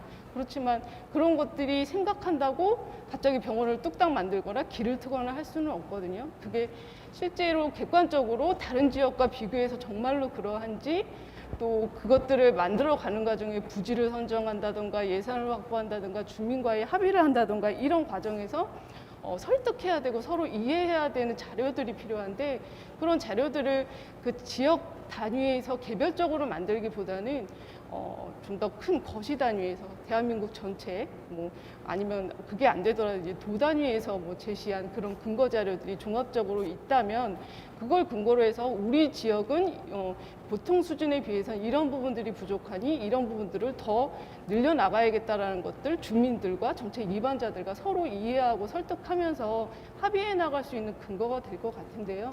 사실 아직은 그런 기반들이 안 되어 있었는데 저출산 고령사회위원회 그 주요한 내용 중에 하나가 이런 고령친화 환경 지표를 만들고 또 평가를 해가겠다라고 하셨고, 지금까지 또 고영하 박사님이 작업하신 내용들이 사실 그러한 내용들, 또 특히 이제 경기도에서 하셨던 작업들도 지켜봤는데요. 굉장히 중요한 자료들, 지표들, 작업들을 하고 계신 걸로 알고 있습니다. 그래서 아마도 이제 건축공간연구원에서 진행하는 이런 작업들이 전국적으로 고령 친화 도시에 대한 관심을 더 불러일으키고, 정말로 노인들이 다 어디 우리나라 어느 지역을 가도 누구나 다 살기 좋은 나라가 될 수 있도록 하는데 밑거름이 되지 않을까, 그러한 약속으로 받아들이고 기대를 하면서 토론을 마치겠습니다. 감사합니다. 네, 감사합니다. 정은하 박사님 말씀 들으니까 그동안 고령 친화 도시 조성을 위해서 서울시청에서 얼마나 많은 노력을 해왔는지, 또 다양한 프로그램들을 또 시행하기 위해서 어려움을 또 극복해왔는지를 느낄 수 있었고요. 그런 말씀을 듣다 보니까 결국은 이게 복지 프로그램으로 끝나서는 안 되고 또 도시공간, 도시 차원에서의 노력과 연계되어야 한다, 이런 말씀 해주신 것 같아요. 사실은 서울연구원에서 그런 측면에서 많은 고민과 또 노력을 해온 걸로 제가 알고 있는데, 또 그런 측면에서 또 양재섭 박사님의 말씀 들어보겠습니다. 안녕하세요. 저는 서울연구원에 있는 양재섭입니다.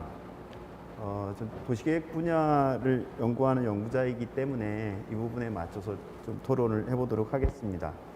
오늘 정책 포럼 주제가 고령 친화 커뮤니티, 또 부제가 복지와 도시건축의 만남, 이렇게 요약할 수 있겠는데요. 아마도 저희 고령사회가 진행되면서 도시계획 또는 뭐 정책 분야에서 이런 정책 이슈와 어젠다를 과제화해야 되지 않나 하는 문제 제기를 하는 과정인 것 같습니다. 그 사이에 뭐 저출산 고령화에 대한 논의는 많이 있었지만, 사실 도시계획이나 정책 분야에서는 많은 연구라든지 정책 이슈가 발굴되지는 않은 것 같습니다. 그 이유를 잠깐 생각해 보면 아무래도 저희가 고령화가 굉장히 빠른 속도로 진행되지만 저출산에 비해서는 좀 체감하는 부분이 좀 낮은 것 같은 이유가 하나 있는 것 같고요. 두 번째는 1980년대 이래 뭐 인구라든지 경제, 도시 부분의 어떤 성장과 확산, 팽창, 이런 정책적 관행들이 아직도 많이 남아 있어서 그러지 않은가 생각이 듭니다. 저희 정책 기조 변화가 된 것이 이제 2013년도에 도시재생 정책이 들어오게 되면서 여러 가지 재개발, 재건축 부분에 대한 패러다임도 바뀌었는데요. 아마도 2020년 이후에, 20년대 이후에 고령 친화 커뮤니티라는 정책 이슈가 들어오게 되면서 도시 정책을 관리하는 패러다임도 바뀌지 않을까, 그렇게 생각이 듭니다. 이와 관련해서 저는 좀 오늘 두 분 발제를 아주 잘 들었고 공부가 많이 됐지만, 좀 더 그 도시 공간 분야 이런 쪽에서 좀 더 적극적인 방안이 무엇일지 한번 몇 가지 좀 생각해 봤습니다. 우선 첫째는 이제 고령 사회, 고령 친화 커뮤니티의 주된 방향이 지역사회 돌봄, 통합 돌봄인 것 같은데요. 이 부분에 대응하는 어떤 도시 차원의 정책 의제나 아이템들이 있어야 되지 않을까 생각합니다. 이 발제해 주신 거에 보면은 일본 같은 경우는 후생노동성에서는 지역포괄 케어 시스템이라는 정책 아이템을 가지고 있고, 또 국토교통성에서는 아마 건강의료복지마을 만들기, 이런 아마 상호 협력할 수 있는 그런 아이템을 가지고 이런 정책들을 추진해 나가는 것 같은데요. 저희 같은 경우에도 이미 이제 복지 차원에서는 지역사회 돌봄을 통합적으로 하는 그런 아이템이 있기 때문에 이 부분을 공간적으로 실현해 나갈 수 있는, 말하자면 고령 친화 도시가 지향하는 도시나 커뮤니티의 모습이 어떤 것인지, 뭐 이런 부분들의 상을 보다 구체화하고 그 모델을 만들어내가는 작업들이 진행될 때 두 가지 분야가 선순환할 수 있지 않을까 생각이 듭니다. 그리고 이제 두 번째 부분은 그동안에 뭐 고용호 박사님이 많은 연구를 통해서 고령자분들의 서비스 이용 실태라든지 생활 반경 이런 부분에 대한 실증 조사를 많이 해주셨는데요. 아무래도 이런 부분들이 이제 전국 단위로 진행이 되다 보니까 이거보다 좀 더 작은 지역 단위의 실증 진단이나 조사 같은 것들이 좀 이루어져야 되지 않을까 생각이 듭니다. 잘 아시다시피 이제 고령자분들이 가장 보행 행태를 보면은 굉장히 일반 성인들에 비해서 굉장히 느리시고 그 다음에 가시면서 이제 힘드시다 보니까 많이 쉬신다는 그런 조사 자료를 본 적이 있는데요. 이것이 그러다 보니까는 어떤 좀 더 작은 지역 단위의 조사가 필요하지 않나 생각됩니다. 전국 단위로 하시다 보니까 고령 친화도 지표 같은 경우를 시군구 단위로 이제 수출을 하셨는데 물론 도움이 될 겁니다. 아마 그 지역 사회에서 무엇이 부족하고 필요한지. 근데 아마도 지금 현재 그 지역 사회 단위를 너무 작게 가져갈 수는 없을 거고 그렇다고 너무 큰 부분은 지역하고 안 맞는 경우가 있기 때문에 저는 행정동 또는 뭐 요거보다 작은 경우에는 적절한 범위의 집계구를 합친 그런 공간 단위에서 이 고령자분들의 보행이라든지 커뮤니티 시설의 이용 행태라든지 고령 친화도라든지 이런 부분들에 대한 여러 가지 지표를 발굴하고 조사해야 되지 않을까 그런 생각을 해봤고요. 그다음에 세 번째는 이제 과연 그렇다면 고령 친화 커뮤니티 조성 정책을 어떻게 추진할 것인지 그거에 대한 추진 모델이 있어야 될 것 같은데요. 한 세 가지 정도 방법을 생각해 봤습니다. 우선 첫째는 그 뉴욕에서 사례로 발제하신 것처럼 고령 친화 환경 개선 지구라는 사례를 말씀해 주셨는데 만약에 저희 같은 경우에도 이름을 조금 바꿔서 고령 친화 생활환경 개선 지구라는 가칭 이런 지구를 한번 생각해 보면 이것이 이제 일종의 도시계획 부분하고 노인 복지 부분이 결합된 고령 친화 커뮤니티 조성의 한 방법이 되지 않을까. 이것을 위해서는 이제 대상지 선정의 원칙이 분명히 있어야 될 것 같고요. 어떤 선택과 집중을 통해서 우선적으로 필요한 지역의 환경을 개선하는 그런 아이템이라고 생각됩니다. 이걸 위해서 별도의 법제도가 있어야 될지 아니면 기존의 제도를 가지고 활용할 수 있을지 이런 부분들은 좀 더 고민할 필요가 있을 것 같습니다. 두 번째 방법은 고령자분들이 많이 사시는 경우가 서울 같은 경우에는 이제 그 저축 노후 주거지 그런 지역에 많이 거주하시고 있고요. 뭐 일부 이제 임대주택 단지 이런 쪽에 이제 많이 상대적으로 거주하고 계십니다. 그래서 그런 주거라든지 생활환경에 대한 개선이 우선적으로 필요한 지역은 노후한 저축 주거지가 우선순위가 높을 수밖에 없는데 현재 상황으로 보면 그런 지역의 상당 부분은 일부 도시 재생 사업 같은 것들이 진행되고 있기도 합니다. 그래서 만약에 자체적인 어떤 지구 지정이나 개선 사업 설정을 통해서 진행할 수 없는 지역인 경우에는 기존에 진행하고 있는 도시 재생 사업 지구하고 이 고령 친화 아이템을 얹혀서 연계해서 같이 갈 수 있는 방법도 있을 것 같습니다. 끝으로 이제 세 번째 같은 경우는 이제 서울에서 해당할 수 있겠는데요. 서울은 424개 행정동을 116개 지역생활권으로 구분했습니다. 대략 한 지역생활권이 3개에서 4개의 행정동을 포괄하고 있는데요. 그 지역에 대해서 세부 실행계획을 통해서 지역사회 생활환경 개선을 위한 사업이라든지 계획을 구체화하는 그런 계획들을 진행하고 있습니다. 강북 지역을 중심으로 해서요. 그렇기 때문에 고령 친화 아이템을 생활권 계획에다 같이 얹어서 큰 지향이나 방향성들을 거기다가 부여한다면 그것이 이제 세부 사업화될 수 있는 그런 단초를 마련할 수 있을 거라고 생각이 듭니다. 그러니까 고령 친화 커뮤니티 조성을 위한 다양한 제도적 또는 사업적, 계획적 이런 방법들을 모색할 필요가 있지 않나 생각이 듭니다. 예, 끝으로 이제 지금까지 말씀드린 것과 같이 이 도시하고 지역 여건에 따라서 고령 친화를 위한 접근 방법이라든지 우선순위가 굉장히 다양할 수밖에 없기 때문에 건축도시연구원에서 전체 전국 차원에서의 어떤 틀을 가지고 진행하시지만 지방의 또는 그 자치단체가 출연한 연구원이나 이런 복지재단 이런 쪽하고의 물론 학교도 포함돼서요.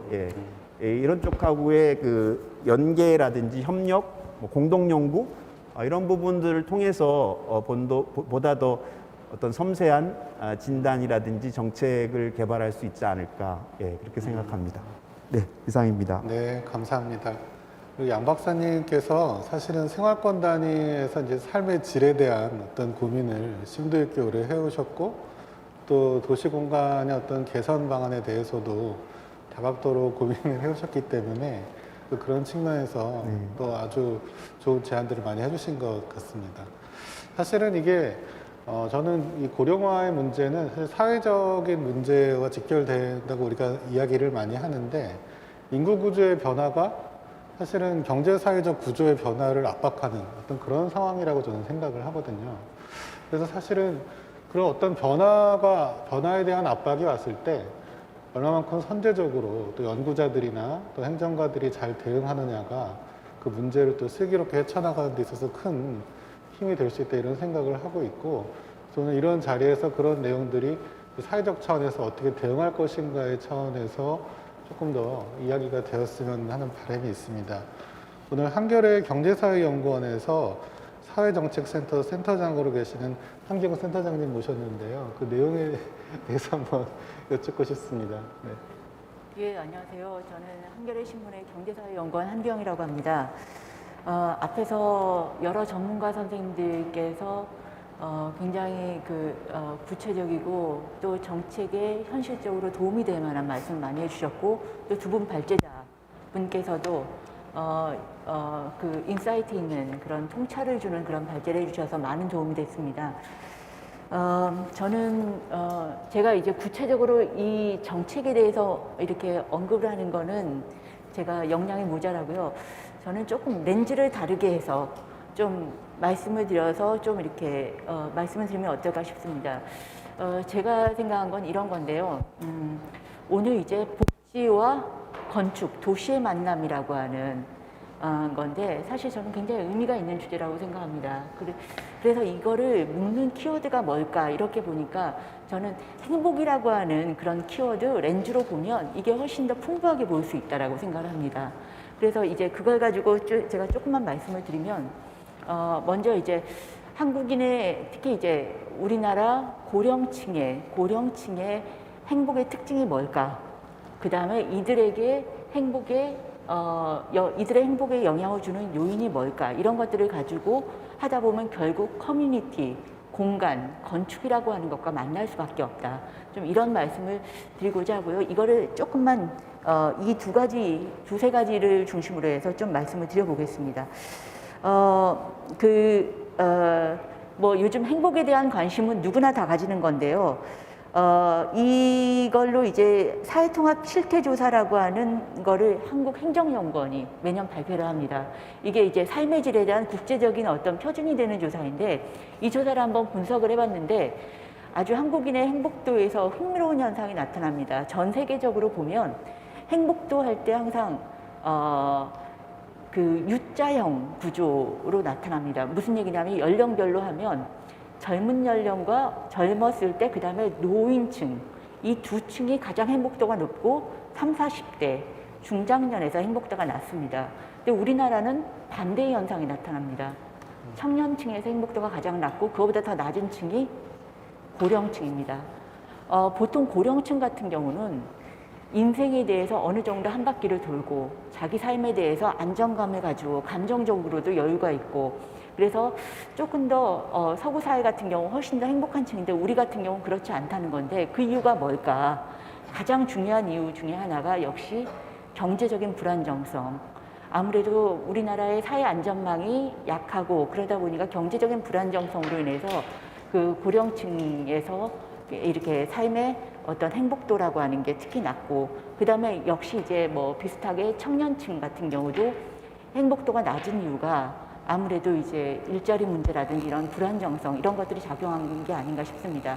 근데 이거와 관련해서 흥미로운 또 하나의 지점이 뭐냐면 이전에 비해서 4년 전, 5년 전에 비해서 근래에 들어오면 노인들 50대, 60대 그 노인들 50대, 60대는 사실 노인층에서도 신중년이라고 하는 노인층이긴 하지만 전반적으로 2, 3년 전보다 근래에 들어오면서 행복도가 높아진다고 하는 겁니다. 그래서 그 이유가 뭘까? 여기에 대해서 이제 전문가 여러분들이 하는 말씀들이 공통적으로 기초연금이라든지 그 다음에 공적 복지 이런 것들이 높아졌다는 거죠. 결국 사회안전망, 공적 복지가 높아지면서 노인들의 수입, 경제적인 어떤 여력이 조금 더 안정화되면서 결국 이것들이 노인들의 행복에 조금 더 영향을 미친 게 아닌가 싶고요. 그 다음에 이제 두 번째로 말씀드린 건 그러면 노인들이 실제로 본인들이 응답한 것을 가지고 노인들의 행복에 가장 영향을 미친 게 뭘까? 여러 가지가 있죠. 방금 전에 말씀드린 것처럼 경제적인 안정이라든지 여러 가지가 있는데 그 중에 핵심적으로 짚어야 될 것 중에 하나가 커뮤니티라고 하는 겁니다. 결국 내가 아플 때 나를 도와줄 수 있는 사람, 내가 힘들 때 나와 같이 이 험난한 것을 이겨낼 수 있는 사람, 커뮤니티, 친구, 이런 관계, 이런 부분이라고 하는 거고, 이 커뮤니티의 핵심은 저는 공간이라고 생각을 하거든요. 커뮤니티가 그냥 이루어지는 게 아니라 일정한 공간이 있을 때 그 공간을 통해서 계속해서 일정한 어떤 커뮤니티를 형성하고 그러면서 이제 행복도가 높아지는 게 아닌가 생각이 됩니다. 그래서 오늘 이 자리가 도시, 건축, 그리고 이제 복지가 우리가 고령 사회에서 통합되어야 된다고 하는 걸 논의하는 이 자리가 그런 점에서 굉장히 중요한 자리가 아닌가 생각됩니다. 고맙습니다. 네, 너무 좋은 말씀 감사드립니다. 우리 한기영 센터장님 말씀은 이제 행복이 정말 중요하다 이런 말씀 주셨고, 행복하기 위해서는 또 좋은 공간이 필요하다 이렇게 말씀드릴 수 있을 것 같아요. 오늘 발제해 주신 두 분의 의견도 이쯤에서 많이 궁금한데요. 먼저 김지연 과장님 의견 잠깐 들어보겠습니다. 네, 좋은 의견 감사드립니다. 굉장히 큰 화두를 많이 던져주신 것 같아요. 제가 이제 지난 1년 이 4차 기본계획 준비하면서 이렇게 뭐라고 해야 되나 좀 큰 생각은 가지고 있지만 그래도 기본계획은 정부가 이제 실현해야 되는 과제 중심으로 묶다 보니 구체적으로 5년 동안 정말 할 수 있는 게 무엇인가, 뭐 세부 사업 디테일에서 좀 빠져 있었던 점은 있거든요. 근데 오늘 와서 보니까 또 생각할 지점을 많이 주신 것 같아서 감사드리고요. 우선 정 박사님께서 얘기하셨듯이 이제 공백 없는 돌봄이 굉장히 중요한 것 같아요. 고령자 같은 경우도 사실은 사각지대라든가 독거노인 뭐 아니면 좀 취약계층 많으시기 때문에 그게 어떻게 하면 공백 없이 돌봄을 가져갈 수 있을 것인가, 그런 것들이 굉장히 중요하고, 또 복지부에서도 맞춤형 돌봄이라든가 예방적 돌봄 이런 것들에 대해서 신경을 쓰고 있지만 아직까지 부족한 점이 많아서 서울시하고 뭐 이제 지자체하고 협력해서 나가야 될 거라는 저는 생각이 좀 듭니다. 그리고 기본적으로 이제 지역이 우선이냐 중앙이 우선이냐 이런 얘기들을 많이 하시는데, 사실 각자가 제가 생각하기에는 중앙이 충분한 재원을 마련을 해주고, 그리고 지역의 가장 지역 사정에 맞는 해법을 찾아 나가는 게 이제 기본적인 방향이 되면 중앙과 지역의 접근이 가장 조화롭게 이루어질 수 있지 않을까라는 생각이 듭니다. 그런 부분들을 위해서 저희가 좀 더 노력을 해야 되겠다라는 생각을 해봤습니다. 그리고 지역 생활권 중심의 뭐 지역 고령 친화도 같은 것들에 대해서 이제 의견을 많이 주셨는데 저희 적극 공감하고 있고요. 저희가 고령 친화 지표 개발이나 이런 것들에 대해서는 사실 4차 기본계획에서 구체적으로 담지는 못했지만 조금 더 이제 레벨을 낮추어서 생활권 중심으로 갈 수 있도록 하는 것들이 여기 지표를 개발해서 좀 지역사회에서 좀 활용되도록 하자라는 이제 기본적인 계획을 가지고 있어요. 그래서 고영호 박사님 여기 발제 내용에도 포함되어 있듯이 이제 생활권이 어느 정도인가를 규정하는 작업에서부터 좀 조금 더 진행을 해서 구체화시켜 나가도록 할 계획입니다. 그리고 한 센터장님께서도 정말 아주 큰 화두를 또 던져주셨는데, 이 행복이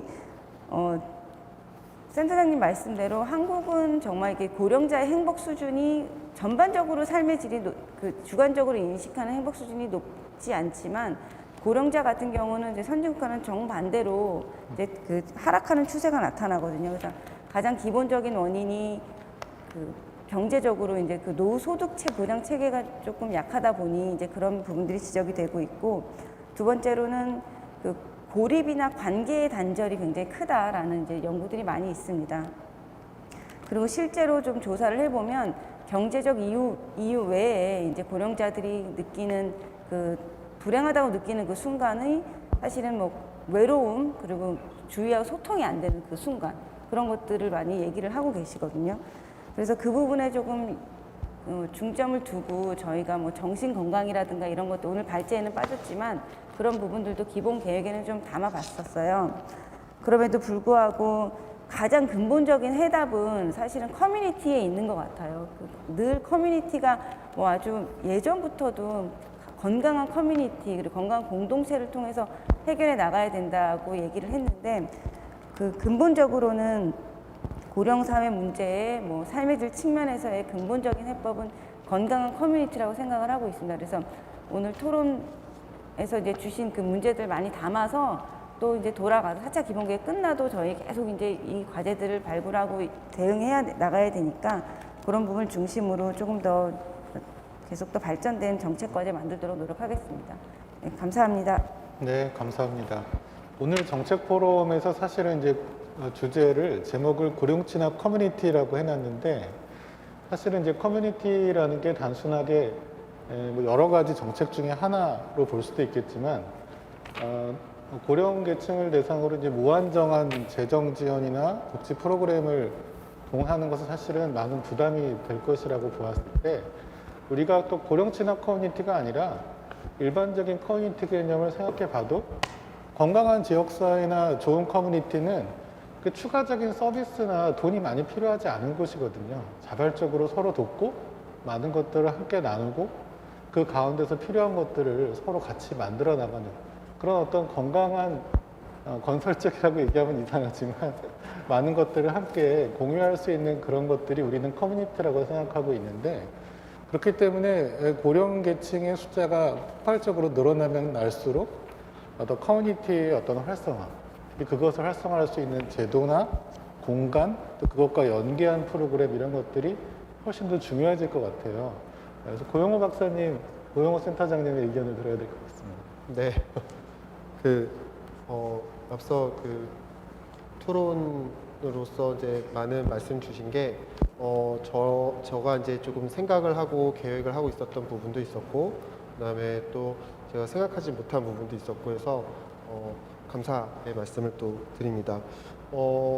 제가 이제 뭐 양재섭 박사님이라든지 제도사업 계획에 대해서 좀 구체적인 고민이 좀 필요하고 어떤 예시도 주신 거 제가 잘 이해하고 잘 참고하도록 하겠습니다. 그리고 또한 지역 단위의 어떤 실증이나 조사에 있어가지고 그 조사의 권역과 단위를 좀 더 세분화해야 할 것이다라는 말씀도 저도 적극 공감하고 있고, 또한 시군 단위로 1차 년도에 한번 적용해 보았던 것을 또 아름아름 또 읍면동 단위로도 좀 적용을 해보고 있는 작업을 좀 추진 중에 있습니다. 또 그 결과가 나오면은 또 함께 공유하는 자리가 있을 것 같고요.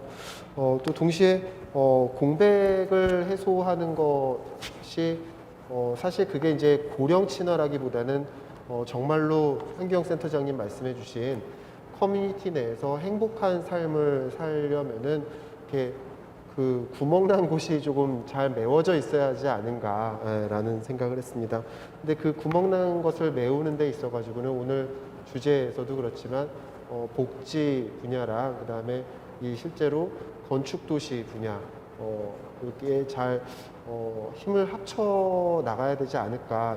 뭐 복지라고 무조건 비물리적이라고 볼 수도 없고 건축 도시라고 무조건 물리적이라고만 또 볼 수는 없겠지만 이 커뮤니티라는 게 조금은 어렵게 느껴진다면은 저는 감히 동네 정도로 한번 좀 말을 바꿔도 보고 싶은데요. 더 확 와닿는 것 같더라고요. 그래서 그리고 또 정순두 교수님 말씀해 주신 것도 저기 연령통합에 있어서도 그 지역 사회를 같이 아우르려면은 글쎄요, 뭐 너무 거창할 수는 있지만 민과 관과 뭐 산, 학이 다 이렇게 조금 이 저출산 고령사회 기본 계획을 추진하는 데 있어가지고 우리 동네를 조금 행복하게 만들 수 있는 정책을 발굴하고 실제로 어떤 것부터 해나가야 되는지에 대해서 약간의 뭐 협의체랄까요? 뭐 너무 이름을 뭐 거창하게 그렇게 짓지 않더라도 작게 그 동네마다 있는 아니면 그 지역마다 있는 민관산학이 조금 같이 일을 움직일 수 있는 그런 네트워크가 형성되는 것도 필요하겠다 싶습니다. 그리고 제가 오늘 끝으로 토론하면서 느꼈던 거는 제가 고령친화 커뮤니티, 어르신을 위한 동네라고 주변에다가 이제 표현을 하는데요. 조금 말을 바꿔야 되겠다라는 생각을 했던 게 어르신을 위한 동네라기보다는 뭐 어르신이 무엇을 하실 수 있는 동네 환경이라기보다는 어르신과 같이 할 수 있는 동네 환경, 어르신과 함께 할 수 있는 동네 환경으로 가는 것이 복지와 건축도시가 조금 같이 힘을 합쳐서 나갈 때 센터장님 말씀하신 행복, 그 다음에 정은하 박사님 말씀해 주신 공백을 조금이라도 없앨 수 있는 방향이 아닐까 그런 생각을 했습니다. 네, 감사합니다. 오늘 토론을 쭉 들어보니까요, 이게 전체적으로 작전을 잘 짠 것 같아요. 정순들 교수님께서 처음에 이 고령친화 커뮤니티를 위한 틀을 잡아주시고 또 양재섭 박사님은 또 도시공간 차원에서 또 그런 거 제안을 해주시고, 또 정은하 박사님은 복지 프로그램에 대해서 제안을 해주셨고, 또 한기영 센터장님은 또 우리 향후 비전, 또 행복한 고령자가 행복하고 모두가 행복한 커뮤니티를 어떻게 만들어야 되는지 같이 고민해 나가는 그런 측면을 고루 말씀해 주신 것 같아요. 그래서 오늘 향후 또 저희 연구원에서 또 여러 오늘 참여해 주신 분들을 계속해서 모시고 또 모두가 행복한 커뮤니티를 만들기 위한 노력을 지속할 수 있는 어떤 토대를 오늘 조금이나마 볼 수 있었던 것 같습니다. 오늘 토론자 여러분들 중에서 혹시 조금 더 말씀하고 싶으신 부분이 남으신 분 계신가요? 정순들 교수님. 네. 아까 양재섭 박사님께서 말씀하신 것 들으면서 생각이 난 게 있었는데요. 그 도시재생 사업하고 실제로 이제 도시재생 사업하고 세대 간의 연대 이런 게 같이 가더라고요. 저희가 독일에서 모델을 봤는데 결국 이제 그 도시재생 때문에 잠깐 그 도시를 떠났다가 다시 오셨는데 그 어르신 세대하고 새로 입주한 젊은 세대가 같은 공간에서 그런 세대 공감을 실현하는 그런 사례들을 봤거든요. 그래서 그런 측면이 있는 것이 생각이 났습니다. 그래서 코멘트를 드리겠습니다. 그런 사례가 있다는. 네. 아니, 저는 네. 오늘 제가 말씀을 여러 발제와 토론을 쭉 들으면서 최종적으로 드는 생각은 어르신들과 같이 행복하려면 어르신이 아닌 저희도 잘 살아야 된다. 이런 측면이 필요한 것 같고요. 또 잘 살기 위해서는 또 돈도 중요하지만 많은 이야기가 있어야 되겠다. 이런 생각이 들었습니다. 저희 연구원과 또 많은 오늘 모신 전문가분들에게 많은 힘을 주시고 또 앞으로도 고령친화 정책, 고령친화 커뮤니티 만들 수 있도록 노력하겠습니다. 오늘 토론은 여기서 마치도록 하고요. 마이크를 우리 사회에 계신 성은영 박사님께 넘기겠습니다. 네, 오늘 준비된 순서를 모두 마쳤습니다. 오늘 정책 포럼을 이끌어주신 발제자, 좌장님, 토론자분들 그리고 온라인으로 자리를 빛내주신 여러분께 다시 한번 진심으로 감사의 인사를 드립니다. 오늘 포럼을 시작으로 우리나라 고령친화 커뮤니티 조성을 위한 건축도시와 복지 분야의 정책 지원과 협력 체계가 더욱 공고하게 구축되어서 적극적인 고령사회 대응을 위한 정책적 노력이 이어지기를 기원하겠습니다. 또한 이러한 노력이 계속되도록 함께해 주신 여러분들의 지속적인 관심과 응원을 부탁드립니다. 이것으로 2020 고령친화 커뮤니티 정책 포럼을 마치겠습니다. 감사합니다.